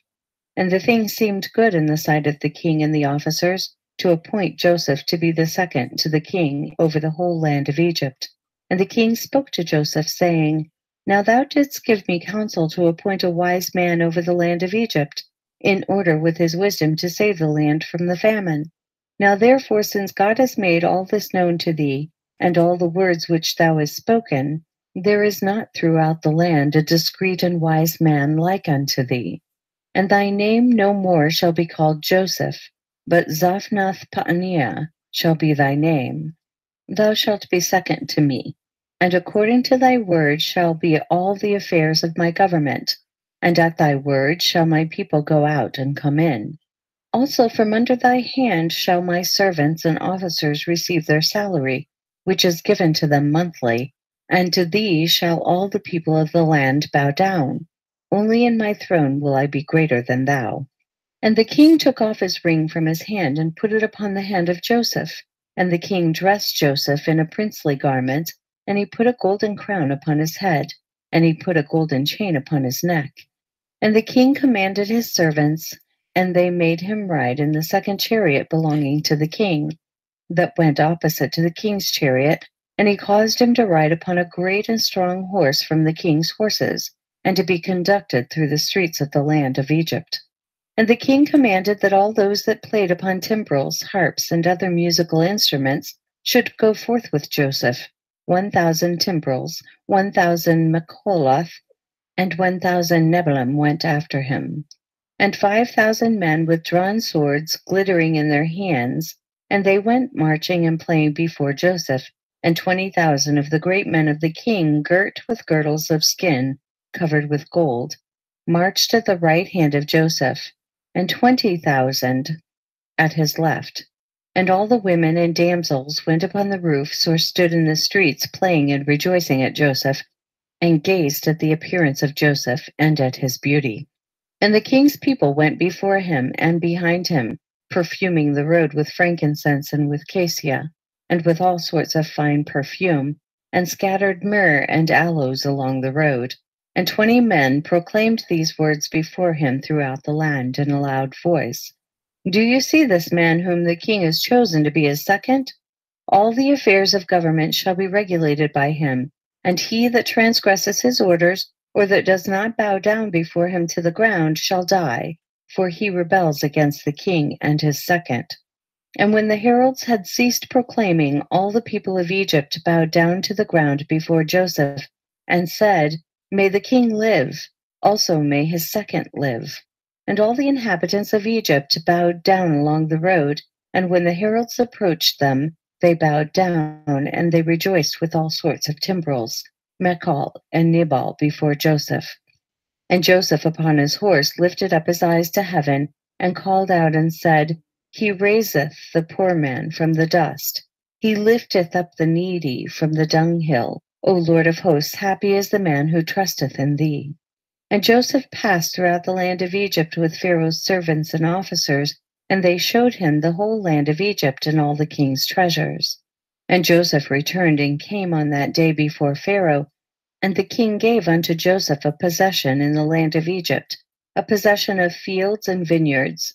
And the king gave unto Joseph 3,000 talents of silver and 1,000 talents of gold, and onyx stones and bdellium, and many gifts. And on the next day the king commanded all the people of Egypt to bring unto Joseph offerings and gifts, and that he that violated the command of the king should die. And they made a high place in the streets of the city, and they spread out garments there, and whoever brought anything to Joseph put it into the high place. And all the people of Egypt cast something into the high place, one man a golden earring, and the other rings and earrings, and different vessels of gold and silver work. And onyx stones and bdellium did he cast upon the high place. Every one gave something of what he possessed. And Joseph took all these and placed them in his treasures, and all the officers and nobles belonging to the king exalted Joseph, and they gave him many gifts, seeing that the king had chosen him to be his second. And the king sent to Potiphar, the son of Ahiram, priest of On, and he took his young daughter Osnath, and gave her unto Joseph for a wife. And the damsel was very comely, a virgin, one whom man had not known, and Joseph took her for a wife. And the king said unto Joseph, I am Pharaoh, and beside thee none shall dare to lift up his hand or his foot to regulate my people throughout the land of Egypt. And Joseph was 30 years old when he stood before Pharaoh, and Joseph went out from before the king, and he became the king's second in Egypt. And the king gave Joseph 100 servants to attend him in his house. And Joseph also sent and purchased many servants, and they remained in the house of Joseph. Joseph then built for himself a very magnificent house, like unto the houses of kings, before the court of the king's palace, and he made in the house a large temple, very elegant in appearance and convenient for his residence. 3 years was Joseph in erecting his house. And Joseph made unto himself a very elegant throne of abundance of gold and silver, and he covered it with onyx stones and bdellium, and he made upon it the likeness of the whole land of Egypt, and the likeness of the river of Egypt that watereth the whole land of Egypt. And Joseph sat securely upon his throne in his house, and the Lord increased Joseph's wisdom. And all the inhabitants of Egypt and Pharaoh's servants and his princes loved Joseph exceedingly, for this thing was from the Lord to Joseph. And Joseph had an army that made war, going out in hosts and troops to the number of 40,600 men, capable of bearing arms to assist the king and Joseph against the enemy, besides the king's officers and his servants and inhabitants of Egypt without number. And Joseph gave unto his mighty men and to all his host shields and javelins and caps and coats of mail and stones for slinging.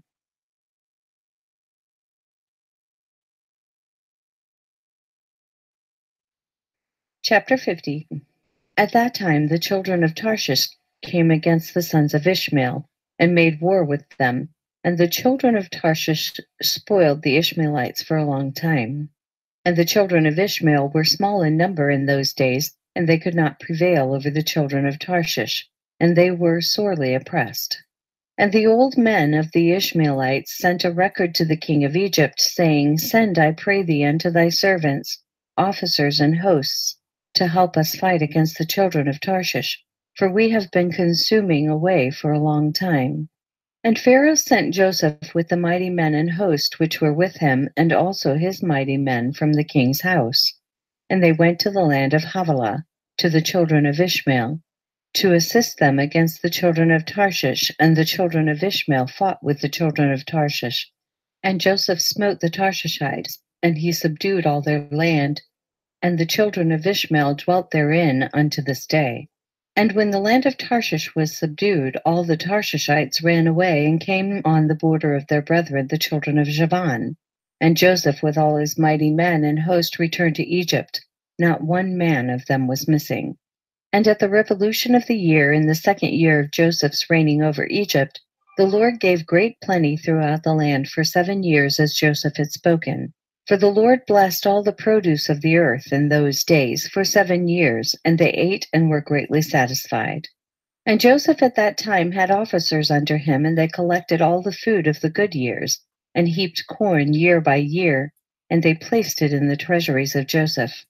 And at any time when they gathered the food, Joseph commanded that they should bring the corn in the ears, and also bring with it some of the soil of the field, that it should not spoil.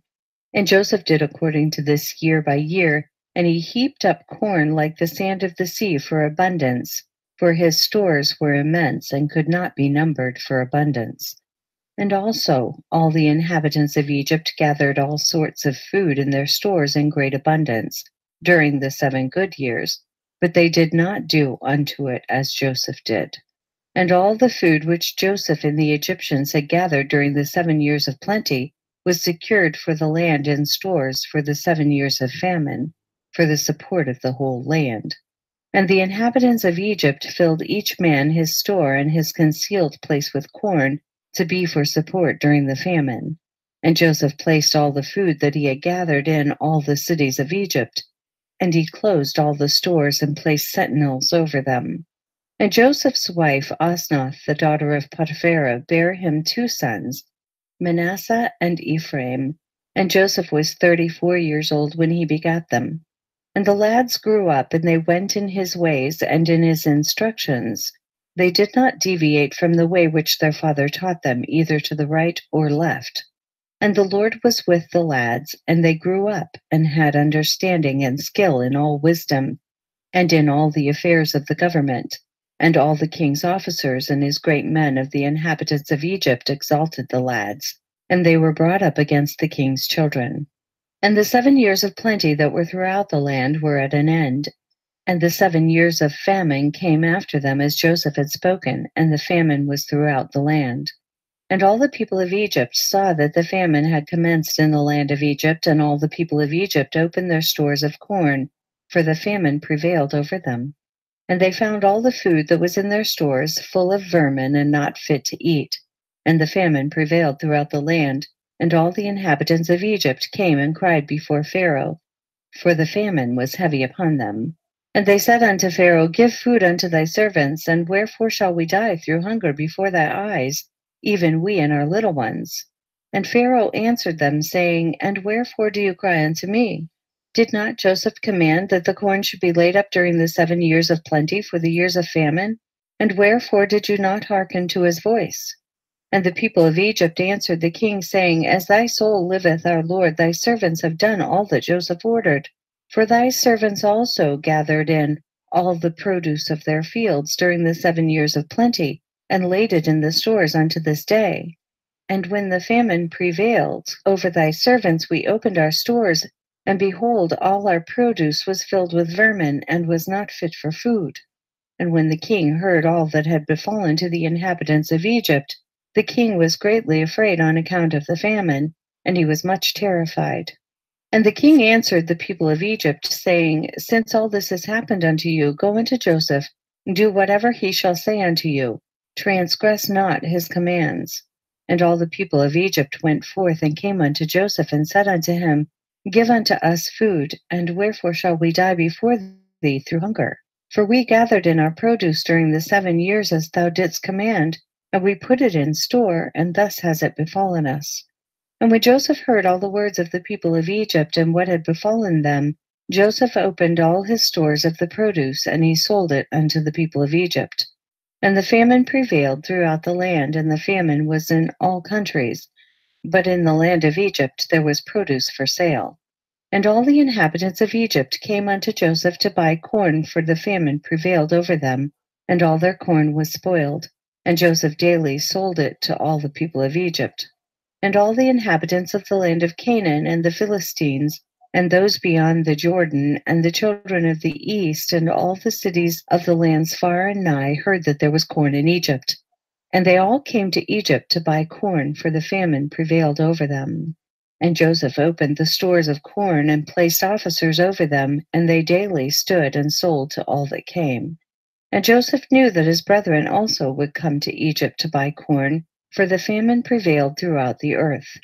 And Joseph commanded all his people that they should cause it to be proclaimed throughout the land of Egypt, saying, "It is the pleasure of the king, of his second, and of their great men, that any person who wishes to buy corn in Egypt shall not send his servants to Egypt to purchase, but his sons, and also any Egyptians or Canaanite, who shall come from any of the stores from buying corn in Egypt, and shall go and sell it throughout the land, he shall die. For no one shall buy but for the support of his household. And any man leading 2 or 3 beasts shall die, for a man shall only lead his own beast." And Joseph placed sentinels at the gates of Egypt, and commanded them, saying, "Any person who may come to buy corn, suffer him not to enter until his name, and the name of his father, and the name of his father's father be written down. And whatever is written by day, send their names unto me in the evening, that I may know their names." And Joseph placed officers throughout the land of Egypt, and he commanded them to do all these things. And Joseph did all these things, and made these statutes, in order that he might know when his brethren should come to Egypt to buy corn. And Joseph's people caused it daily to be proclaimed in Egypt according to these words and statutes, which Joseph had commanded. And all the inhabitants of the east and west country, and of all the earth, heard of the statutes and regulations which Joseph had enacted in Egypt. And the inhabitants of the extreme parts of the earth came, and they bought corn in Egypt day after day, and then went away. And all the officers of Egypt did as Joseph had commanded, and all that came to Egypt to buy corn, the gatekeepers would write their names and their fathers' names, and daily bring them in the evening before Joseph.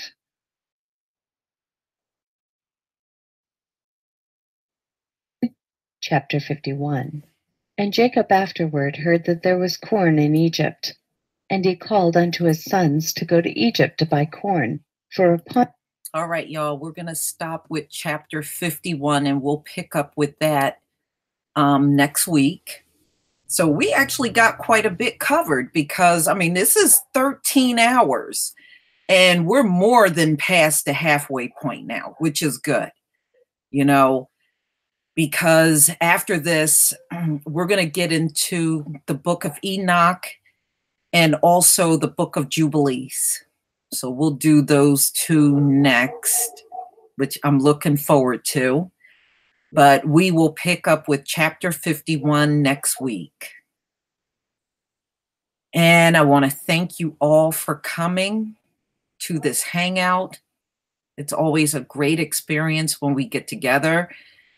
And I'll probably be doing another hangout tomorrow, you know, because I haven't done my commentary yet. So I will probably put that out sometime tomorrow to do a hangout, which should be a lot of fun. And just look for my videos that are coming out for tomorrow. Some of the, you know, they're very, you know, many of them are pretty good. I think you will enjoy them. So everybody, Shabbat Shalom. Enjoy the rest of your Shabbat. And we will be meeting again very soon. Peace, family.